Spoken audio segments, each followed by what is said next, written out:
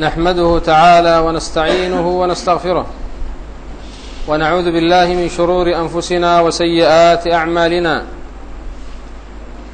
من يهده الله فلا مضل له ومن يضلل فلا هادي له، وأشهد أن لا إله إلا الله وحده لا شريك له، وأشهد أن محمدا عبده ورسوله صلى الله عليه وعلى آله وصحبه وسلم تسليما كثيرا مزيدا إلى يوم الدين. ثم أما بعد، فيقول الله عز وجل في كتابه الكريم: وكذلك نفصل الآيات ولتستبين سبيل المجرمين. فبين الله عز وجل في هذه الآية أنه من الحكم العظيمة التي لأجلها ينزل القرآن الكريم هو تبصير النبي صلى الله عليه وعلى آله وصحبه وسلم بحال أهل الإجرام والنفاق والشقاق وما هم عليه من الضلال والانحراف.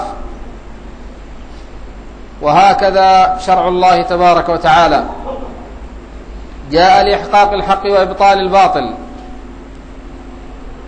ونصرة أهل الحق وكسر أهل الباطل. وقل جاء الحق وزهق الباطل إن الباطل كان زهوقا.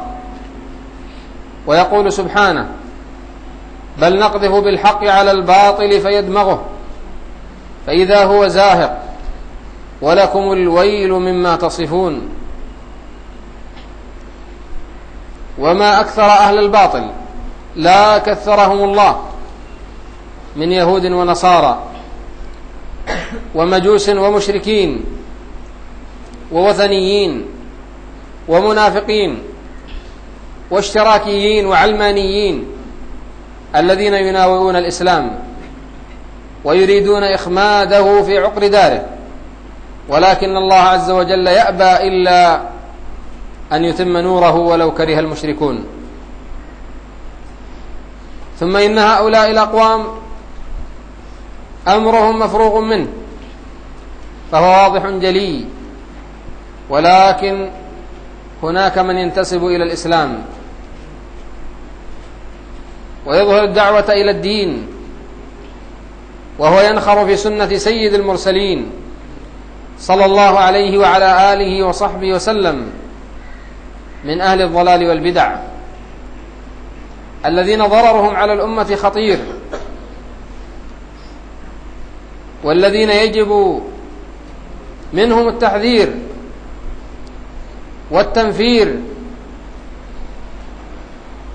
فإن النبي صلى الله عليه وعلى آله وصحبه وسلم يقول محذرا منهم: أخوف ما أخاف على أمتي منافق عليم اللسان.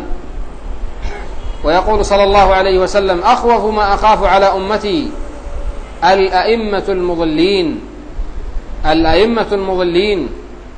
وفي الصحيحين من حديث عبد الله بن عمرو بن العاص رضي الله عنه أن النبي صلى الله عليه وعلى آله وصحبه وسلم قال: إن الله لا يقبض العلم انتزاعا ينتزعه من قلوب الناس أو من قلوب العباد، ولكن يقبض العلم بقبض العلماء، حتى إذا لم يبق عالم اتخذ الناس رؤوسا جهالا فسئلوا فأفتوا بغير علم فضلوا وأضلوا. فأهل البدع والأهواء يضلون الأمة وينجرف وراءهم كثير من جهلة الناس وعوامهم، فالتحذير منهم واجب وبيان حالهم مطلوب، وذلك من الشفقة عليهم والرحمة بهم. فإنه إذا انحرف الناس وساروا خلفهم واتبعوا سبيلهم تحملوا أوزارهم ليحملوا أوزارهم كاملة يوم القيامة، ومن أوزار الذين يضلونهم بغير علم ألا ساء ما يزرون. ولو نظرت السنة المطهرة وسيرة السلف الكرام لرأيت العجب العجاب من التحذير من أهل الباطل. فهذا نبينا صلى الله عليه وسلم يقول في الخوارج الذين هم من العباد الزهاد ومن حفظة القرآن: الخوارج كلاب أهل النار، الخوارج كلاب أهل النار. الخوارج كلاب أهل النار، ثم يقول: شر قتلى تحت أديم السماء، وخير قتلى من قتلوا، لئن أدركتهم لأقتلنهم قتل عاد وثمود. يقرؤون القرآن لا يجاوز تراقيهم، تحقرون صلاتكم مع صلاتهم وصيامكم مع صيامهم، يمرقون من الدين كما يمرق السهم من الرمية. ويقول صلى الله عليه وعلى آله وصحبه وسلم: القدرية مجوس هذه الأمة، إن مرضوا فلا تعودوهم، وإن ماتوا فلا تشيعوهم. ويقول صلى الله عليه وسلم عند قول الله عز وجل: فأما الذين في قلوبهم زيغ فيتبعون ما تشابه منه ابتغاء الفتنة وابتغاء تأويله، قال: إذا رأيتم الذين يتبعون ما تشابه منه فأولئك الذين سمى الله فاحذروهم، أولئك الذين سمى الله فاحذروهم.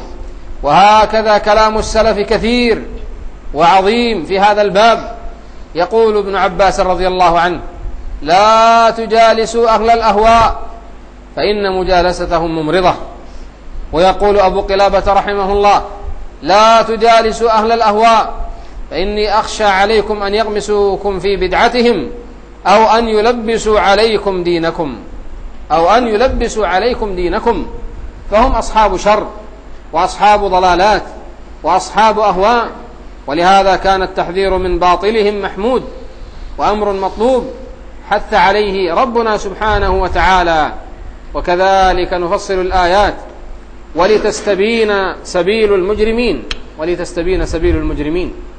وكما سمعت أن المبتدعة كثيرون في كل بلد وفي كل مكان، لا كثرهم الله جل وعلا، الذين يحاربون سنة رسول الله صلى الله عليه وعلى آله وسلم، والذين يضلون الأمة، والذين يأتون بالبدع والشبهات فيلقونها على مسامع الناس. எல்லாம் வல்ல நாயன் அல்லாஹு ஜல்ல சுப்ஹானஹு வ தஆலாவை போற்றி புகழ்ந்தவனாக, பேரமிக்க இஸ்லாமிய சகோதரர்களே, அல்லாஹு ஜல்ல சுப்ஹானஹு வ தஆலா தன் திருக்குர்ஆனிலே கூறுகின்ற நேரத்தில், அவ்வாறே நாங்கள் எங்களுடைய வசனங்களை நாங்கள் உங்களுக்கு இறக்கி அருளினோம், ஏனென்று சொன்னால் பாவிகளுடைய பாதைகளை தெளிவுபடுத்துவதற்காக என்று அல்லாஹு தஆலா அல் குர்ஆனிலே சொல்வதை நாங்கள் பார்க்கலாம். பேரமிக்க இஸ்லாமிய சகோதரர்களே, இந்த குர்ஆன் வசனத்தை நாங்கள் நன்றாக நோட்டமிட்டால் அல்லாஹு ஜல்ல சுப்ஹானஹு வ தஆலா என்ன நோக்கத்துக்காக வேண்டி அல் குர்ஆனை இறக்கி வைத்தான் என்பதை எங்களால் தெளிவாக புரிந்து கொள்ள முடிகின்றது. அது என்ன நோக்கம் என்று சொன்னால், பாவிகளுடைய கெட்டவர்களுடைய பாதையை உங்களுக்கு தெளிவுபடுத்தி காட்டுவதற்காக சொல்லி அல்லாஹு தஆலா சொல்வதை நாங்கள் பார்க்கலாம். அந்த அடிப்படையிலே நீங்கள் பார்த்தீர்கள் சொன்னால், அல்லாஹ்வுடைய சட்டங்களிலே எது ஹக்கு எது பாத்தில் என்பதை தெளிவுபடுத்தக்கூடிய சட்டங்கள் இருப்பதை நாங்கள் பார்க்கலாம் அன்பார்ந்த சகோதரர்களே. அதே நேரத்திலே ஹக்கு எது பாத்தில் எது என்று அல்லாஹ் தஆலா காட்டி தந்துவிட்டு, ஹக்கானது எப்போதுமே வெற்றி பெறக்கூடியதாக இருக்கும், பாத்திலானது எப்போதும் அழிந்து போகக்கூடிய தன்மையுடையதாக இருக்கும் என்று கூட அல்லாஹ் தஆலா சொல்லி இருப்பதை நாங்கள் பார்க்கலாம். பேரமிக்க இஸ்லாமிய சகோதரர்களே, இந்த உலக நடப்பு விவகாரங்களை நீங்கள் எடுத்து பார்த்தீர்கள் சொன்னால், இந்த இஸ்லாத்துக்கு எதிராக எத்தனையோ சக்திகள் தோன்றியதை நாங்கள் பார்க்கலாம்.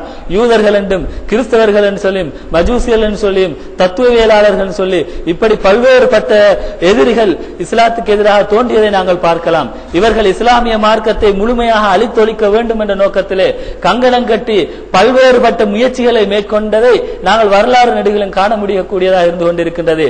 அப்படி இருந்தும் அல்லாஹ் தஆலா தன்னுடைய நூரை தன்னுடைய ஒளியை எப்படி இந்த உலகம் பூரா பரவச் செஞ்சான் என்பதை இப்போது நாங்கள் வரலாறுகளை ஆராய்ந்து பார்க்கின்ற நேரத்திலே புரிந்து கொள்ள முடிகின்றது.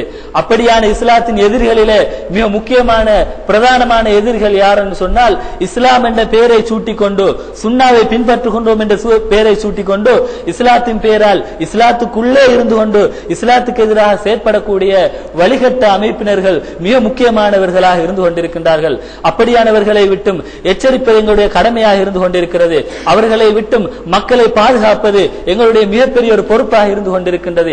ஏனென்றால் மக்களை பொறுத்தமட்டிலே இப்படியான ஆட்களுடைய கதைகளை கேட்டு இவர்கள் சுன்னாவை பின்பற்றக்கூடியவர்கள், இவர்கள் இஸ்லாத்தை அணுவணுவாக பின்பற்றக்கூடியவர்கள் என்று சொல்லி தவறாக எண்ணி அந்த மக்கள் அந்த ஆலிம்கள் செய்யக்கூடிய விதத்துக்களை சரியானது என்று சரிகண்டு மக்கள் வழிகட்டிலே போவதை விட்டு தடுப்பதற்காக வேண்டி நாங்கள் மக்களை எச்சரிப்பது எங்களுடைய மிகப்பெரிய ஒரு பொறுப்பாக இருந்து கொண்டிருக்கின்றது. பேரமிக்க இஸ்லாமிய சகோதரர்களே, எங்களுடைய முன்னோர்களை நீங்கள் எடுத்து பார்த்தால் இது விஷயத்திலே கூடுதலான எச்சரிக்கையாக இருந்து கொண்டிருக்கிறார்கள். எல்லாவற்றுக்கும் மேலாக ரசூல் ஸல்லல்லாஹு அலைஹி வஸல்லம் அவர்கள் கூட இந்த உம்மத்தினர்களுக்கு வழிகட்ட சில அமைப்புகளை பற்றி எச்சரிக்கை செய்திருப்பதை பார்க்கலாம். ஒரு இடத்திலே ரசூல் ஸல்லல்லாஹு அலைஹி வஸல்லம் அவர்கள் சொல்லும்போது சொல்கிறார்கள், என்னுடைய உம்மத்திலே நான் அதிகமாக பயப்படக்கூடியவர்கள் யார் என்றால் வழிகட்ட தலைவர்கள் ஆவார்கள் என்று சொல்லி ரசூலுல்லாஹி ஸல்லல்லாஹு அலைஹி வஸல்லம் சொல்லி இருக்கிறார்கள். இது வழிகட்ட சமுதாயத்தை தலைவர்களை விட்டும் தன்னுடைய உம்மத்தை பாதுகாப்பதற்காக வேண்டி ரசூல் ஸல்லல்லாஹு அலைஹி வஸல்லம் அவர்கள் மேற்கொண்ட நடவடிக்கையாக இருந்து கொண்டிருக்கின்றது. அதே மாதிரி ரசூல் ஸல்லல்லாஹு அலைஹி வஸல்லம் அவர்கள் இன்னும் பல இடங்களிலே சொல்லி இருக்கிறார்கள். கதரியாக்களை பற்றி சொல்லும்போது சொல்கிறார்கள், கதரியாக்களை பொறுத்தமட்டிலே இவர்கள் யார் என்று சொன்னால் இவர்கள் என்னுடைய உம்மத்திலே நெருப்பு வணங்கியலாக இருக்கின்றார்கள். இப்படியானவர்களை நீங்கள் சந்தித்தீர்கள் என்று சொன்னால் அவர்கள் நோய்வாய்ப்பட்டால் அவருடைய நோயை நீங்கள் விசாரிக்க செல்ல வேண்டாம், அவர்கள் மரணித்தால் அவர்களுக்கு ஆறுதல் சொல்வதற்கு நீங்கள் போக வேண்டாம் என்று சொல்லி ரசூல் ஸல்லல்லாஹு அலைஹி வஸல்லம் முன்னெச்சரிக்கையாக கதரியாக்களை எச்சரித்திருப்பதை பார்க்கலாம். அதே மாதிரி ஹவாரிஜிகளை பற்றி ரசூல் ஸல்லல்லாஹு அலைஹி வஸல்லம் அவர்கள் எச்சரிக்கை செஞ்சிருக்கிறார்கள்.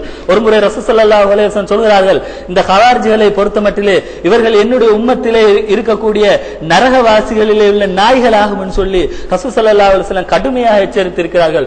3 முறை எச்சரித்திருப்பதை நாங்கள் பார்க்கலாம். சொல்லிவிட்டு சொல்கிறார்கள், யாவர்களெல்லாம் அவர்களை கொலை செய்கிறார்களோ நிச்சயமாக அவர்கள் செய்யக்கூடிய காரியம் அதுதான் நல்ல ஒரு காரியமாக இருந்து கொண்டிருக்கும் சொல்லிவிட்டு ரசூலுல்லாஹ் சொல்கிறார்கள், நான் ஒரு காலத்திலே அப்படியானவர்களை நான் சந்திப்பேன் என்று சொன்னால் எப்படி ஆது சமூக கோட்டுத்தினத்தினர்களை அல்லாஹ் தஆலா எப்படி அழிச்சானோ அதே மாதிரி நான் அவர்களை கொண்டு விடுவேன், அவர்களை அழித்து விடுவேன் என்று சொல்லி ரசூல் ஸல்லல்லாஹு அலைஹி வஸல்லம் சொல்கிறார்கள். சொல்லிவிட்டு அவர்களை விட்டும் இந்த சமுதாயத்தினர்கள் எச்சரிக்கையாக இருந்து கொள்வதற்காக வேண்டி சில அடையாளங்களை ரசூல் ஸல்லல்லாஹு அலைஹி வஸல்லம் சொல்கிறார்கள். அவர்கள் எத்தகையவர்கள் சொன்னால் அல் குர்ஆனை ஓதுவார்கள், ஆனால் உங்களை விட அழகாக ஓதுவார்கள். உங்களுடைய குர்ஆன் ஓதுதலையும் அவருடைய குர்ஆன் ஓதுதலையும் ஒப்பிட்டு பார்க்கின்ற நேரத்திலே நிச்சயமாக அதை விட அழகான ஒரு குர்ஆன் ஓதுவது இருக்காது. அவருடைய தொண்டை குழி அந்த குர்ஆன் கடக்காது.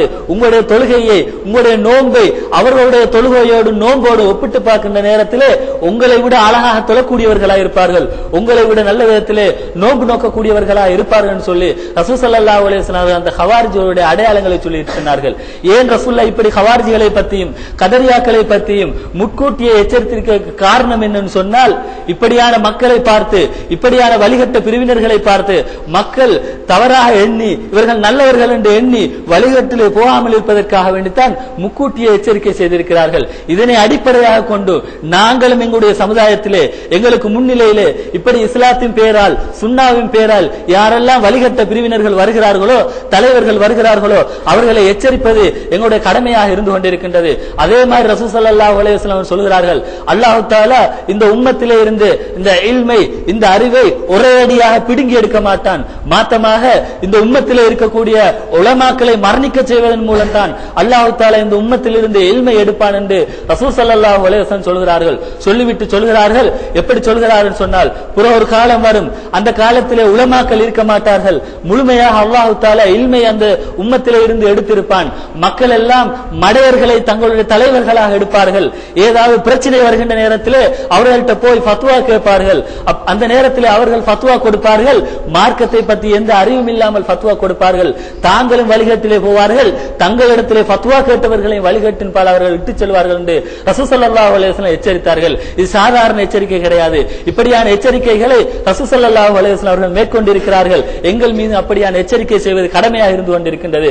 அதே மாதிரி எங்களுடைய சலஃபு சாலிஹீன்களை எடுத்தாலும் அவர்களும் இது விஷயத்திலே கடுமையான எச்சரிக்கை செய்திருக்கிறார்கள். இப்னு அப்பாஸ் ரலியல்லாஹு அவர்களை பாருங்கள். இப்னு அப்பாஸ் ரலியல்லாஹு அவர்கள் மன உச்சியை பின்பற்றக்கூடியவர்களை பற்றி எச்சரிக்கின்ற நேரத்திலே அதே மாதிரி அபூ கிலாபா என்பவரும் அதாவது மன உச்சியை பின்பற்றக்கூடியவர்கள் பிதஅத்வாதிகளை பின்பற்றக்கூடியவர்களை எச்சரிக்கை செய்யும் போது சொல்கிறார்கள், நீங்கள் அவர்களோடு உட்கார வேண்டாம், நீங்கள் அவர்களோடு சகவாசம் கொள்ள வேண்டாம்.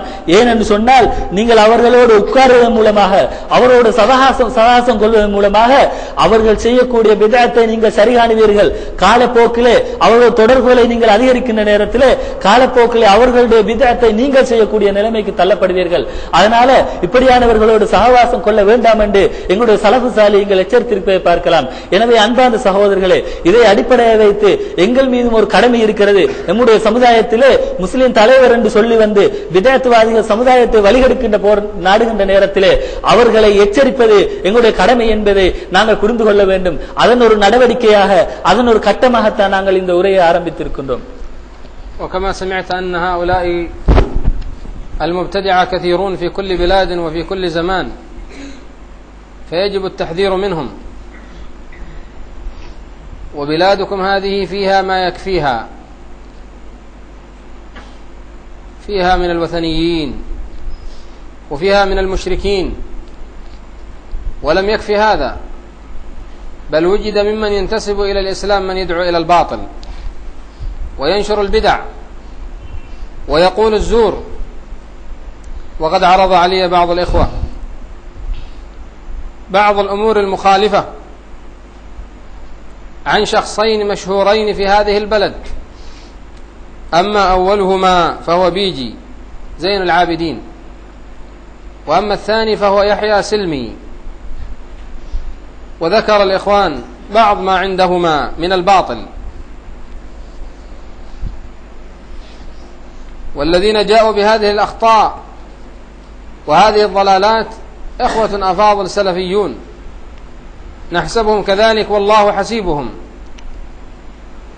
ونحن ممن يقبل خبر الثقة. والله عز وجل يقول: يا أيها الذين آمنوا إن جاءكم فاسق بنبأ فتبينوا أن تصيبوا قوما بجهالة فتصبحوا على ما فعلتم نادمين. فأما أولهم فهو هذا الذي يسمى بزين العابدين، وخلاصة ما ذكره إخواننا في هذه الورقة أن هذا رجل عقلاني ينهج منهج المعتزلة، رجل عقلاني لا يحكم الكتاب والسنة وإنما يحكم العقل، وهذه هي طريقة المعتزلة، فرقة من فرق أهل البدع والضلال. بل له كلمات في هذه الورقة إن ثبتت عنه فإنها كلمات خطيرة يخشى عليه منها.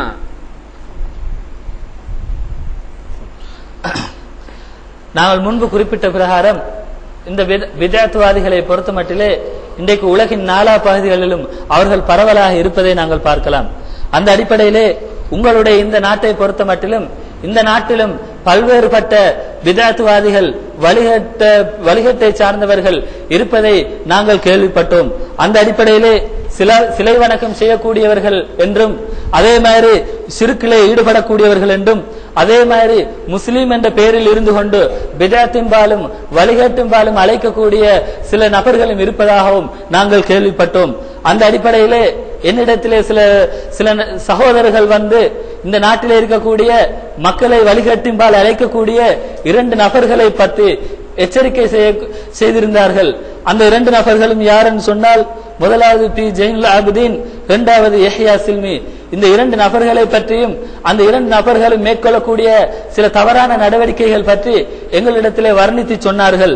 உண்மையிலே அன்பார்ந்த சகோதரர்களே, அந்த நபர்கள் எங்களிடத்திலே வந்து சொன்ன நபர்களிலே நாங்கள் நல்லெண்ணம் கொள்கிறோம், சலபித்துவ கொள்கையை பின்பற்றக்கூடியவர்களாக இருக்கிறார்கள் என்ற நம்பிக்கையிலே அவர்களுடைய அந்த வாதத்தை நாங்கள் ஒத்துக்கொண்டு அவர்கள் இருவரை பற்றியும் அந்த 2 ஆலிம்களை பற்றியும் உங்களுக்கு மத்தியிலே சொல்லலாம் நினைக்கின்றேன். ஏனென்றால் அல்லாஹு தஆலா குர்ஆனிலே சொல்கிறான், ஈமான் கொண்டவர்களே, உங்களிடத்திலே ஒரு பாசிக்கான ஒரு மனிதர் வந்து ஒரு தகவலை சொன்னால் அதனை நீங்கள் தீர விசாரித்துக் கொள்ளுங்கள்.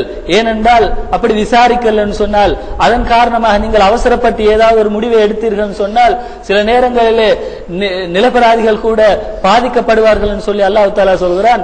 அந்த அடிப்படையிலே எங்களிடத்தில் இந்த தகவலை சொன்ன சகோதரர்கள் நம்பகமானவர்கள் என்ற உறுதியிலே அவர்கள் சொன்ன சில தகவல்களை மையமாக வைத்து இருவரையும் பற்றிய சில குறிப்புகளை உங்களுக்கு பத்தியிலே சொல்லலாம் நினைக்கின்றேன். அதிலே முதலாவது நபரான பி ஜெயினுல் ஆபிதீனை பொறுத்தமட்டிலே அவர் சம்பந்தப்பட்ட சில குறிப்புகளை என்னிடத்திலே சகோதரர்கள் முன்வைத்தார்கள். அவர் விட்ட பிழைகள் பற்றி எங்களிடத்திலே பட்டியல்களை சமர்ப்பித்தார்கள். அதிலே முதலாவது சொல்லப்பட்ட விஷயம் என்னென்றால், அவரை பொறுத்தமட்டிலே அவர் புத்தியை மையமாக வைத்து மார்க்கத்தை மக்களுக்கு போதிக்கக்கூடிய ஒரு மனிதர் என்ற ஒரு கருத்து எங்களிடத்திலே எத்தி வைக்கப்பட்டது. அன்பான சகோதரர்களே, இதை பொறுத்தமட்டிலே இது முத்தசிலாக்களுடைய ஒரு பண்பாக இருந்து கொண்டிருக்கின்ற முத்தசிலாக்களை பொறுத்தமட்டிலே அவர்களுக்கு ஏதாவது ஒன்று சொல்லப்படுகிற நேரத்திலே குர்ஆனையும் சுன்னாவையும் புத்தியை மையமாக வைத்து விளங்கக்கூடியவர்களாக இருந்திருக்கிறார்கள்.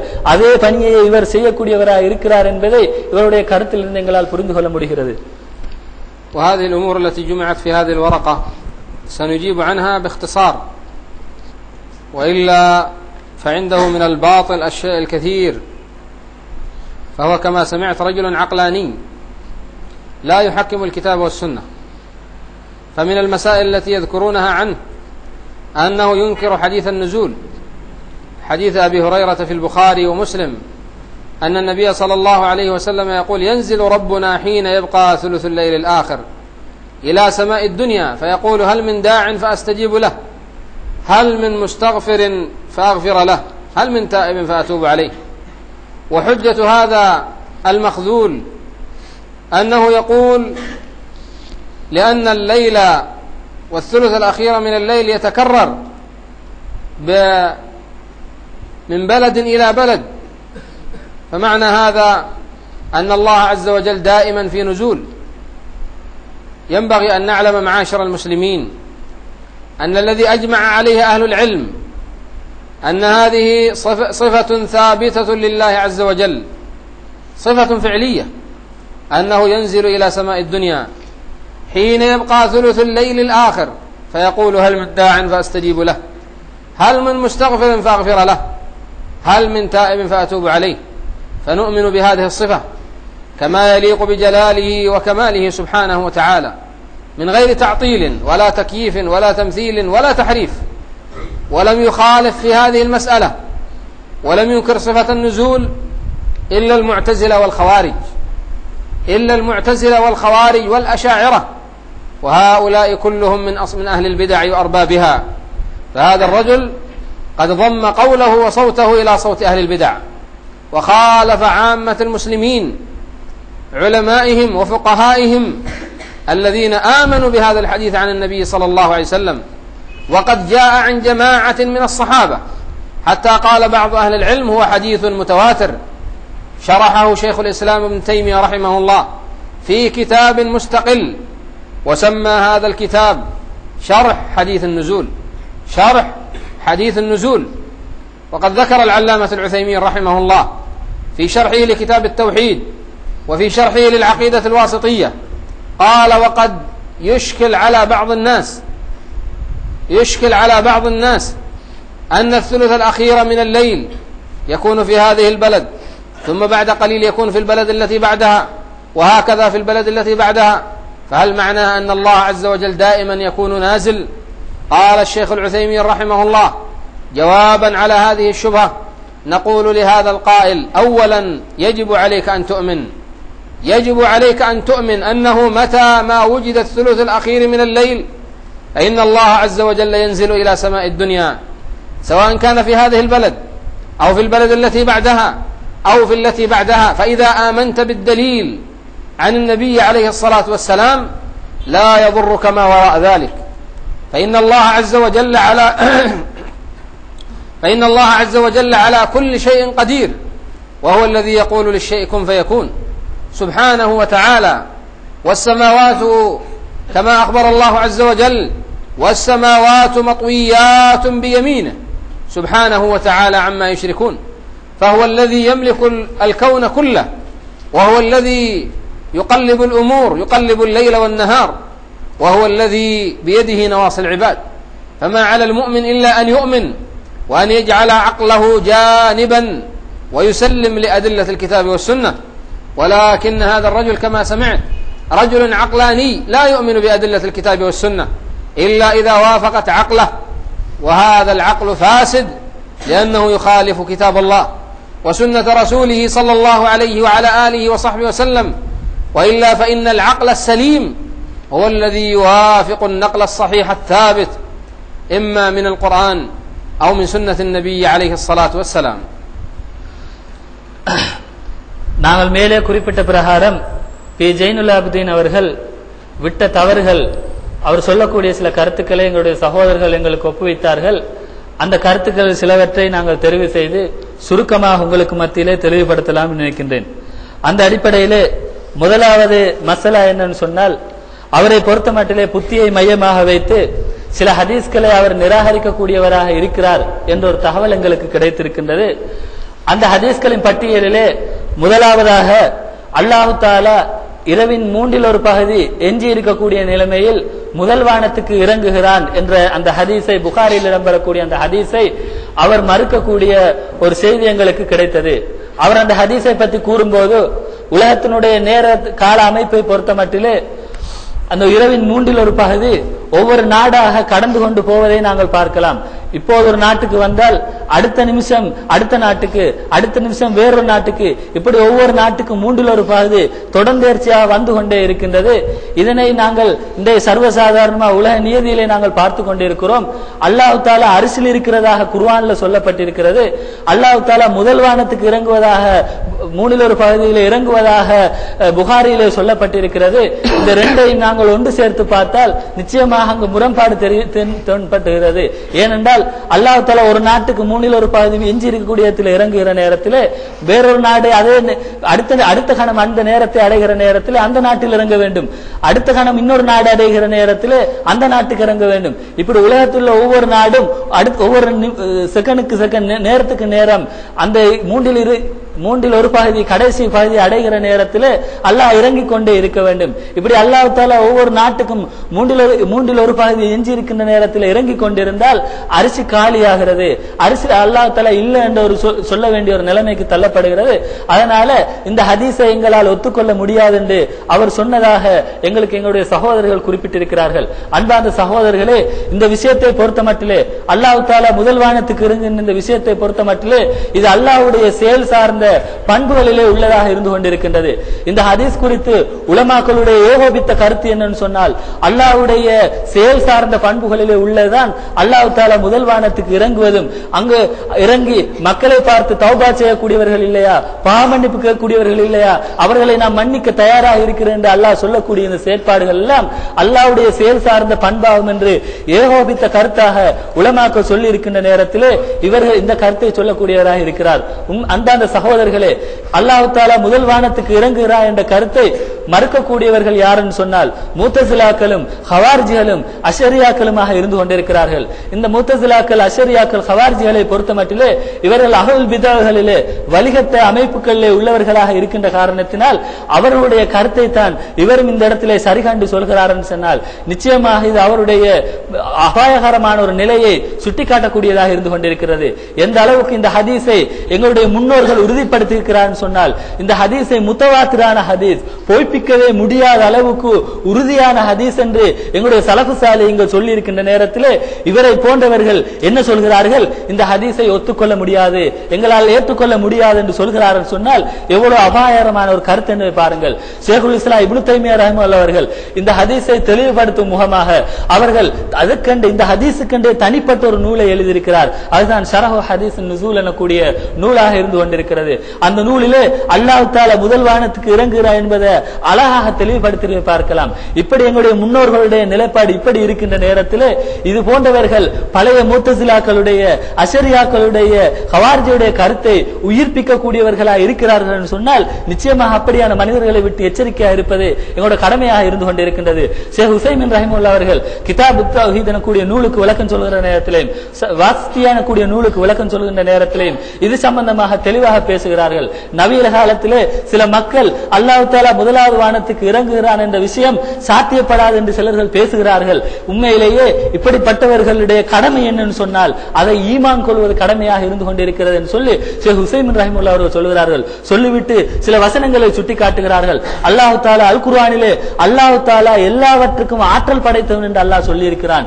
இந்த வசனம் குர்ஆனிலே இடம்பெற்றிருக்கிறது. இதை நாங்க எப்படி ஒத்துக்கொள்கிறோமோ அதே மாதிரி அல்லாஹ் தஆலா இப்படி இறங்குறதுக்கும் ஆற்றல் படைத்த என்று ஒத்துக்கொள்ளுங்கிற கடமையாக இருந்து கொண்டிருக்கிறது என்று ஷேக் அவர்கள் சொல்கிறார்கள். அதே மாதிரி அல்லாஹ் தஆலா ஏதாவது ஒன்றை பார்த்து ஆகுக என்று சொன்னால் உடனே ஆகக்கூடியதாக இருக்கும் என்று அல்லாஹ்வுடைய கட்டளை அவ்வளவு பவர்ஃபுல்லா இருக்கிறதுன்னு சொல்லி அப்படியும் குர்ஆன்ல அல்லாஹ்வுடைய ஆற்றல் பற்றி சொல்லப்பட்டிருக்கிறது.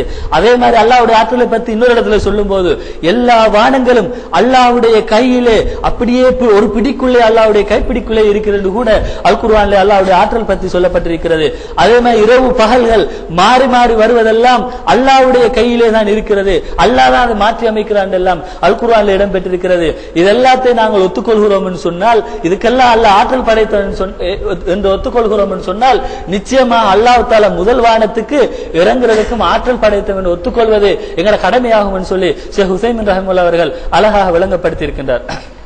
المسألة الثانية أن هذا زين العابدين ينكر السحر، أن له حقيقة، ينكر السحر وأن له حقيقة، وينكر أن النبي صلى الله عليه وعلى آله وصحبه وسلم سحر، بل يقول من اعتقد ذلك فهو جاهل، وبعد أن يبين له ويوضح له إن لم يرجع فهو مشرك. ويقول بأن القول بأن النبي صلى الله عليه وسلم سحر هذا يضر بالوحي، ويجعل المشركين يتهمونه بالسحر، وهذه جهالات على جهالات. فإن أهل العلم رحمهم الله يذكرون في كتبهم وفي تفاسيرهم أنه لم ينكر السحر أحد من المسلمين، وإنما أنكر السحر، لم ينكر السحر أحد من المسلمين إلا المعتزلة فقط، والمعتزلة ضلال عقلانيون لا يؤمنون بالأدلة. فهذا الرجل الظاهر أنه يحب معتقد المعتزلة. قال الله عز وجل: واتبعوا ما تتلو الشياطين على ملك سليمان وما كفر سليمان ولكن الشياطين كفروا يعلمون الناس السحر. يعلمون الناس السحر. ويقول الله عز وجل أيضا في كتابه الكريم: أفتأتون السحر وأنتم تبصرون. ويقول الله عز وجل: إنما جئتم به السحر إن الله سيبطله. إذن فأثبت الله عز وجل في كتابه السحر وأنه موجود. وهكذا جاء في صحيح الإمام البخاري ومسلم من حديث عائشة رضي الله عنها أن النبي صلى الله عليه وسلم سحره رجل من اليهود يقال له لبيد بن الأعصم في مشط ومشاطة وطف وجف وطلع نخلة، شيء من طلع النخل، حتى أن النبي صلى الله عليه وسلم يخيل إليه أنه يفعل الشيء ولا يفعله. قال أهل العلم عند هذا الحديث أي مما يتعامل مع نسائه ومعاشرتهن. وأما مسائل الوحي فإن هذا السحر لم يؤثر على النبي صلى الله عليه وعلى آله وسلم. ثم إن النبي صلى الله عليه وسلم رقاه جبريل واستخرج السحر من بئر كانت بالمدينة وشفاه الله عز وجل وعافاه. وأما هذا العقلاني فإنه ينكر هذا الحديث، وليس له في ذلك سلف إلا المعتزلة ومن وافقهم. وقد رد شيخنا الإمام مقبل بن هادي الوادعي رحمه الله على من ينكر حديث السحر برسالة سماها ردود أهل العلم على الطاعنين في حديث السحر، على الطاعنين في حديث السحر. فعلى هذا هذه أقوال المعتزلة لا ينبغي لمسلم أن يغتر بها، لا ينبغي لمسلم أن يغتر بها. فلم يقل بهذا إلا المعتزلة أن السحر ليس له حقيقة، فالسحر له حقيقة وله تأثير، له حقيقة وله تأثير. قال الله عز وجل: الذين يأكلون الربا لا يقومون إلا كما يقوم الذي يتخبطه الشيطان من المس، ذلك بأنهم قالوا إنما البيع مثل الربا وأحل الله البيع وحرم الربا. فالشيطان يدخل في الإنسان عن طريق المس أو عن طريق السحر، وهذا معلوم من أدلة الكتاب والسنة، ويشهد له الواقع، يشهد له الواقع. ما أكثر الذين تذهب عقولهم أو يفرق بينهم وبين أزواجهم أو يحصل لهم من الأمراض والأسقام عن طريق السحرة وعن طريق الجن والشياطين. அதே மாதிரி பி ஜெயினுல் ஆபிதீன் அவர்களுடைய இரண்டாவது வழிகட்ட கருத்து என்னன்னு சொன்னால், சூனியத்தை அவர்கள் மறுக்கக்கூடியவராக இருப்பதை நாங்கள் பார்க்கலாம். சூனியத்தை பற்றி அவர்கள் சொல்லும்போது சூனியம் ஹகீகத் அல்ல, உண்மையானது அல்ல என்ற ஒரு கருத்தை அவர் மக்களுக்கு மத்தியிலே பிரச்சாரம் செய்யக்கூடிய ஒரு நிலைமையை பார்க்கலாம். அதோடு ரசூல் ஸல்லல்லாஹு அலைஹி வஸல்லம் அவர்கள் சூனியம் செய்யப்பட்டார்கள் என்று சொல்லப்படக்கூடிய அந்த ஹதீஸை மறுக்கக்கூடியவராகவும் அவர் இருக்கிறார். அதே நேரத்தில் யாராவது ஒருவர் சூனியத்தை உண்மை என்று சொன்னால் நிச்சயமாக அவர் ஒரு மடையன் என்று கூட அவர் தன்னுடைய உரைகளிலே அவர் சொல்லி இருப்பதை நாங்கள் பார்க்கலாம். அப்படி யாருக்காவது சூனியம் பொய்யானது என்று அழகாக தெளிவுபடுத்தப்பட்டதுக்கு பிறகும் அவர் அந்த சூனியம் இருக்கு என்று சொல்லி சொன்னால் அவர் முஷ்ரிக் என்று கூட அவர் தன்னுடைய உரைகளிலே சொல்லி இருப்பதை நாங்கள் பார்க்கலாம். அதே நேரத்திலே ரசூல் ஸல்லல்லாஹு அலைஹி வஸல்லம் அவர்களுக்கு சூனியம் செய்யப்பட்டது உண்மை என்று யாராவது சொல்வதாக இருந்தால் நிச்சயமாக ரசூல் ஸல்லல்லாஹு அலைஹி வஸல்லம் அவர்களுக்கு அது சாத்தியப்படாது. ஏனென்று சொன்னால் ரசூல் ஸல்லல்லாஹு அலைஹி வஸல்லம் அவர்களுக்கு சூனியம் செஞ்ச நேரத்திலே தான் சில நேரங்களில் செய்யாத ஒன்றை செய்த மாதிரி ஒரு வகையான காட்டுதல் அவருக்கு நடாத்தப்பட்டது. அதனால ரசூல் ஸல்லல்லாஹு அலைஹி வஸல்லம் சூனியம் செய்யப்பட்டால் நிச்சயமாக ரசூலுல்லாஹ்க்கு இறக்கப்பட்ட வஹீலை நம்பகத்தன்மை குறையக்கூடியதாக இருக்கும் என்ற பல ஆதாரங்களை முன்வைத்து ரசூல் ஸல்லல்லாஹு அலைஹி வஸல்லம் சூனியம் செய்யப்படவில்லை, சூனியம் என்பது பொய்யானது என்ற ஒரு வாதத்தை மக்களுக்கு மத்தியிலே பரப்பக்கூடியவராக இருக்கிறார். அன்பார்ந்த சகோதரர்களே, சூனியத்தை பற்றி எங்களுடைய அஹ்லுல் இல்முகளிலே அறிவாளிகளுடைய எங்களுடைய முன்னோர்களுடைய அறிஞர்களுடைய கருத்துக்களை எடுத்து பார்த்தால் அவர்கள் சொல்கிறார்கள், சூனியத்தை பொறுத்த மட்டிலே முஸ்லிம்களில் யாருமே மறுத்தது கிடையாது. சூனியம் என்பது உண்மை என்று எல்லா முஸ்லிம்களும் சொல்கிறார்கள், முத்தஸிலாக்களை தவிர என்று அறிஞர்கள் சொல்லக்கூடியதாக இருந்து கொண்டிருக்கிறார்கள். அப்ப இதிலிருந்து நாங்கள் எதனை புரிந்து கொள்கிறோம் என்றால், இவரை பொறுத்த மட்டிலே இவர் தங்களுடைய முத்தஸிலாக்களுடைய கொள்கையை தங்களுடைய போக்காக எடுத்து இந்த கருத்தை சொல்லி இருக்கிறார் என்பதை நாங்கள் புரிந்து கொள்ளலாம். நாங்கள் அல் குர்ஆனை புரட்டி பார்த்தால் சூனியம் என்பது உண்மை என்பதை தெளிவுபடுத்தக்கூடிய பல ஆதாரங்களை நாங்கள் பார்க்கலாம்.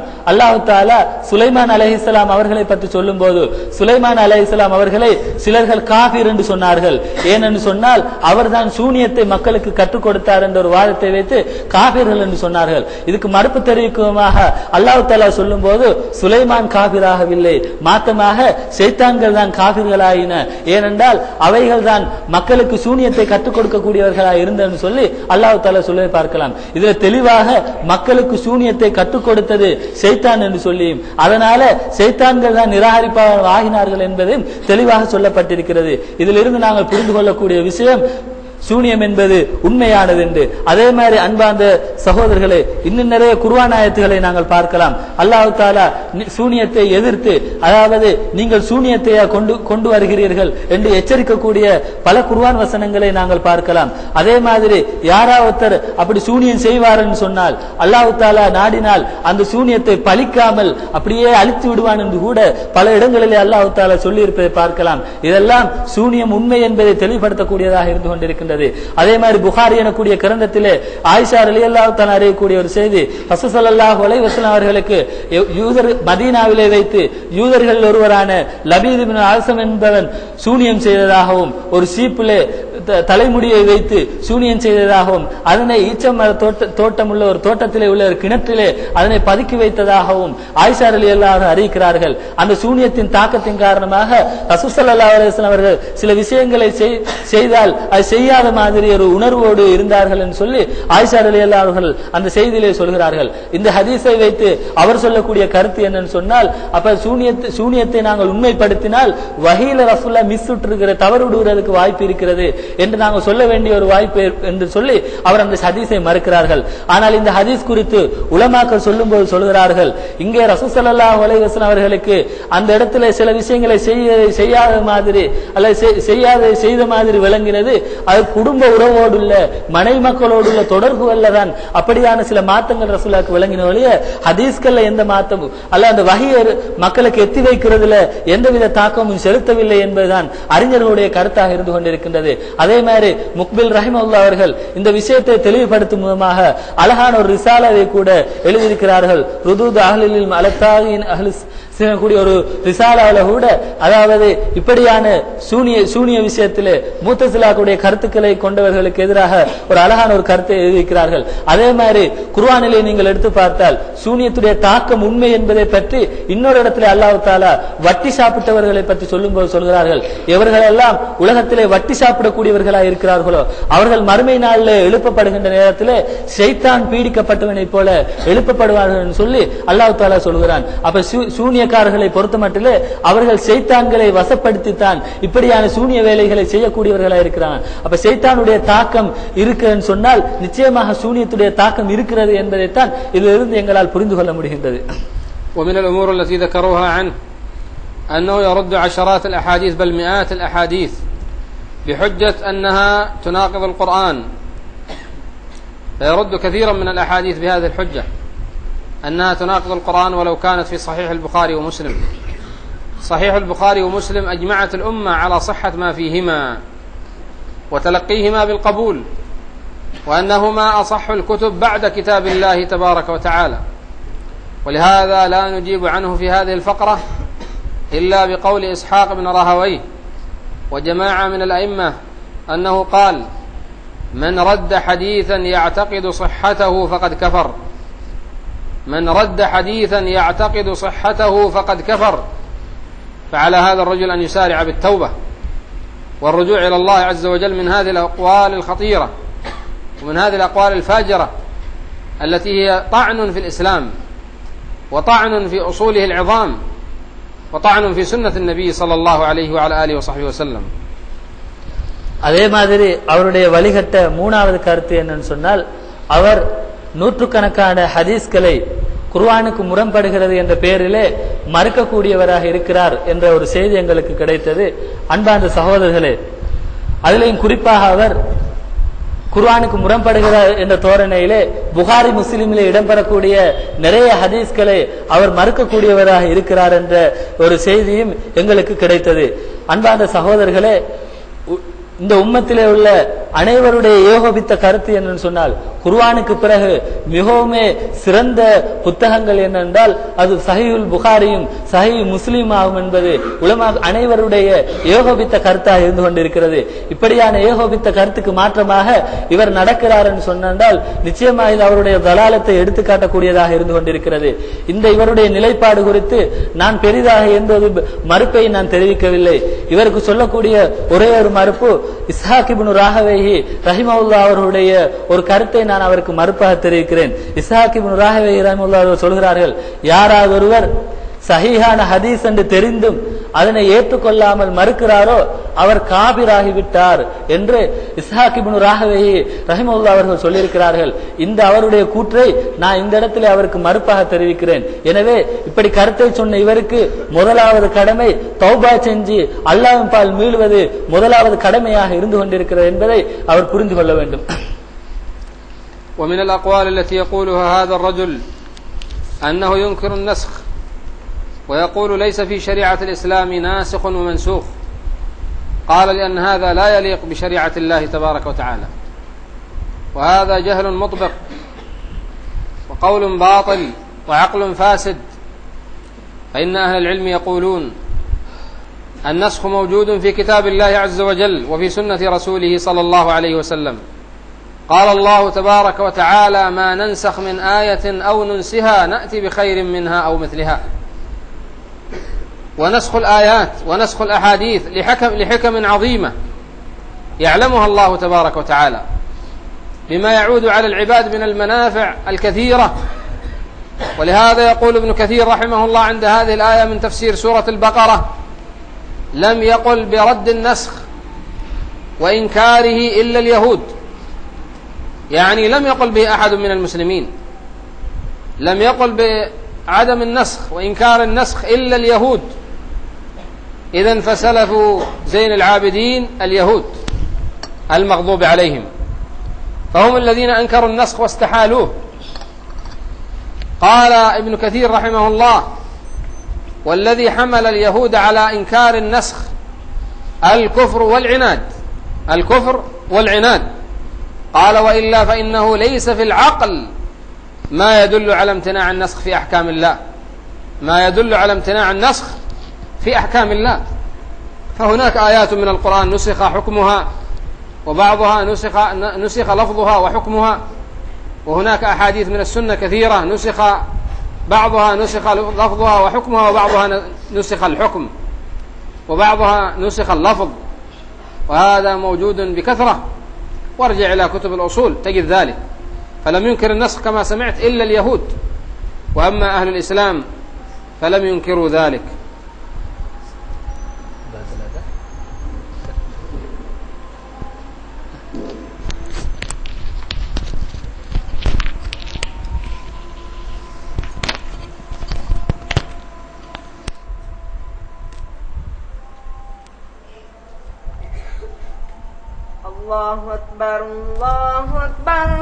மாதிரி பி ஜைனுல் ஆபிதீன் அவர்கள் மறுக்கக்கூடிய அவருடைய 4வது நிலைப்பாடு என்னன்னு சொன்னால், அதாவது இஸ்லாமிய மார்க்க சட்டவாக்கத்தில் அந்நாசிக் வல் மன்சூக் என்ற விஷயத்தை அவர் மறுக்கக்கூடியவராக இருக்கின்றார். நாசிக் மன்சூகன் சொன்னால், அதாவது இஸ்லாமிய சட்டங்கள்ல சிலரை நீங்கள் பார்த்தீர்கள் சொன்னால், ஆரம்பத்தில் அல்லாஹு தாலா ஒரு சட்டத்தை சொல்லிவிட்டு பிறகு அந்த சட்டத்தை பிறகு மாத்தி இருப்பான். இதுக்கு தான் சொல்ற நாசிக் மன்சூக் என்ற சட்டம். இந்த சட்ட அமைப்பை அவர் மறுக்கக்கூடியவராக இருக்கிறார். அதை பற்றி அவர் சொல்லும் போது சொல்கிறார், யாராவது ஒருவர் ஏனென்று சொன்னால் இஸ்லாமிய மார்க்கத்திலே நாசிக் மன்சூக் வருவது இஸ்லாமிய மார்க்கத்துக்கு குறையான ஒரு அம்சமாக இருக்கிறது. ஏனென்றால் முன்னுக்கு ஒரு சட்டத்தை சொல்லிவிட்டு அப்புறம் அந்த சட்டம் பொருத்தம் இல்லை இன்னொரு சட்டத்தை கொண்டு வருவது மார்க்கத்துக்கு ஒரு குறை மாதிரி அது அமையுது. அதனால நாசிக் மன்சூக் எங்களால் ஒத்துக்கொள்ள முடியாதுன்னு சொல்லி ஒரு கருத்தை அவர்கள் சொல்கிறார்கள். அன்பான சகோதரர்களே, இது மிகவுமே அவருடைய மடத்தனத்தை, மார்க்க சட்டத்திட்டங்களை பற்றிய பூர்ணமான அறிவு அவர்கிட்ட இல்லை என்பதை இது எடுத்துக்காட்டக்கூடியதாக இருந்து கொண்டிருக்கின்றது. உண்மையிலே அவர் அல் குர்ஆனையும் சுன்னாவையும் புரட்டி பார்த்தால் எத்தனையோ சட்டத்திட்டங்களை பார்க்கலாம். முன்பு ஒரு சட்டத்தை சொல்லிவிட்டு அல்லாஹ் அதுபுறம் இன்னொரு சட்டத்தை மாத்திருப்பது. ஹதீஸ்கள்ல பார்க்கலாம், ரசூலுல்லாஹ் ஒரு சட்டத்தை சொல்லிவிட்டு அதுபுறம் மாத்தியதை பார்க்கலாம். இப்படி குர்ஆனை சுன்னா இப்படி ஆரம்பத்தில் ஒரு சட்டத்தை சொல்லி புறம் ஒரு சட்டத்தை மாத்திய நிறைய சட்டத்திட்டங்களை நாங்கள் குர்ஆன்லையும் சுன்னாலையும் பார்க்கலாம். இது அவ்வளவு அப்படி வெளிப்படையாக இருக்கும் போது அதை எங்களால் ஒத்துக்கொள்ள முடியாது சொன்னால் இது எவ்வளவு பெரிய ஒரு மடத்தனமான ஒரு கருத்து என்பதை நாம் புரிந்து கொள்ள வேண்டும். அல்லாஹ் தஆலாவை பொறுத்த மட்டிலே சட்ட வாக்கத்தை வழங்குகின்ற நேரத்திலே ஏதோ ஒரு ஞானத்தை அடிப்படையாக வைத்து ஏதோ ஒரு முக்கியமான நோக்கத்தை வைத்து ஆரம்பத்தில் ஒரு சட்டத்தை சொல்லுவான். பிறகு மக்களிடத்திலே வேறொரு காரணத்தை வைத்து அந்த சட்டத்தை மறுபடி மாற்றுவான். இது அல்லாஹ்வுடைய ஹிக்மத்தில் உள்ள விஷயம், அல்லாஹ்வுடைய ஞானத்தில் உள்ள விஷயம். சில சந்தர்ப்பத்தில் ஒரு காரணத்துக்கு கொண்டே சொல்ல செய்வான், அதுக்கப்புறம் இன்னொரு காரணத்துக்கு அதை தவிர்த்து இப்படி செய்யுமாறு வேறொரு வழியில செய்யுமாறு அல்லாஹ் தஆலா சொல்லுவான். இது அல்லாஹ்வுடைய ஹிக்மத்தோடு அறிவோடு சம்பந்தப்பட்ட விஷயம். ஆனா இந்த மனிதரை பொறுத்த மட்டிலே புத்தியை மையமாக வைத்து இது மார்க்கத்துக்கு பொருத்தம் கிடையாது, அதனால எங்களால் ஒத்துக்கொள்ள முடியாது என்று சொல்கிறார்கள். ஆனா குர்ஆனை நீங்கள் எடுத்து பார்த்தால் அல்லாஹ் தஆலா அப்படி செய்வதாக கூட சொல்லி பார்க்கலாம். அல்லாஹ் தஆலா சொல்றான், நான் ஒரு ஆயத்தை எடுத்துவிட்டு ஒரு சட்டத்தை வழங்கிவிட்டு இன்னொரு சட்டத்தை நான் அதை போன்ற ஒரு சட்டத்தை கொண்டு வருவேன் அல்லது அதை விட சிறந்த ஒரு சட்டத்தை நான் கொண்டு வருவேன் என்று அல்லாஹ் தஆலா அல் குர்ஆன்ல நான் செய்வேன் என்று அல்லாஹ் சொல்லி இருக்கும் போது இவர் என்ன சொல்கிறார், அப்படி அல்லாஹ் செய்யறது பொருத்தம் இல்லை, அல்லாஹ்க்கு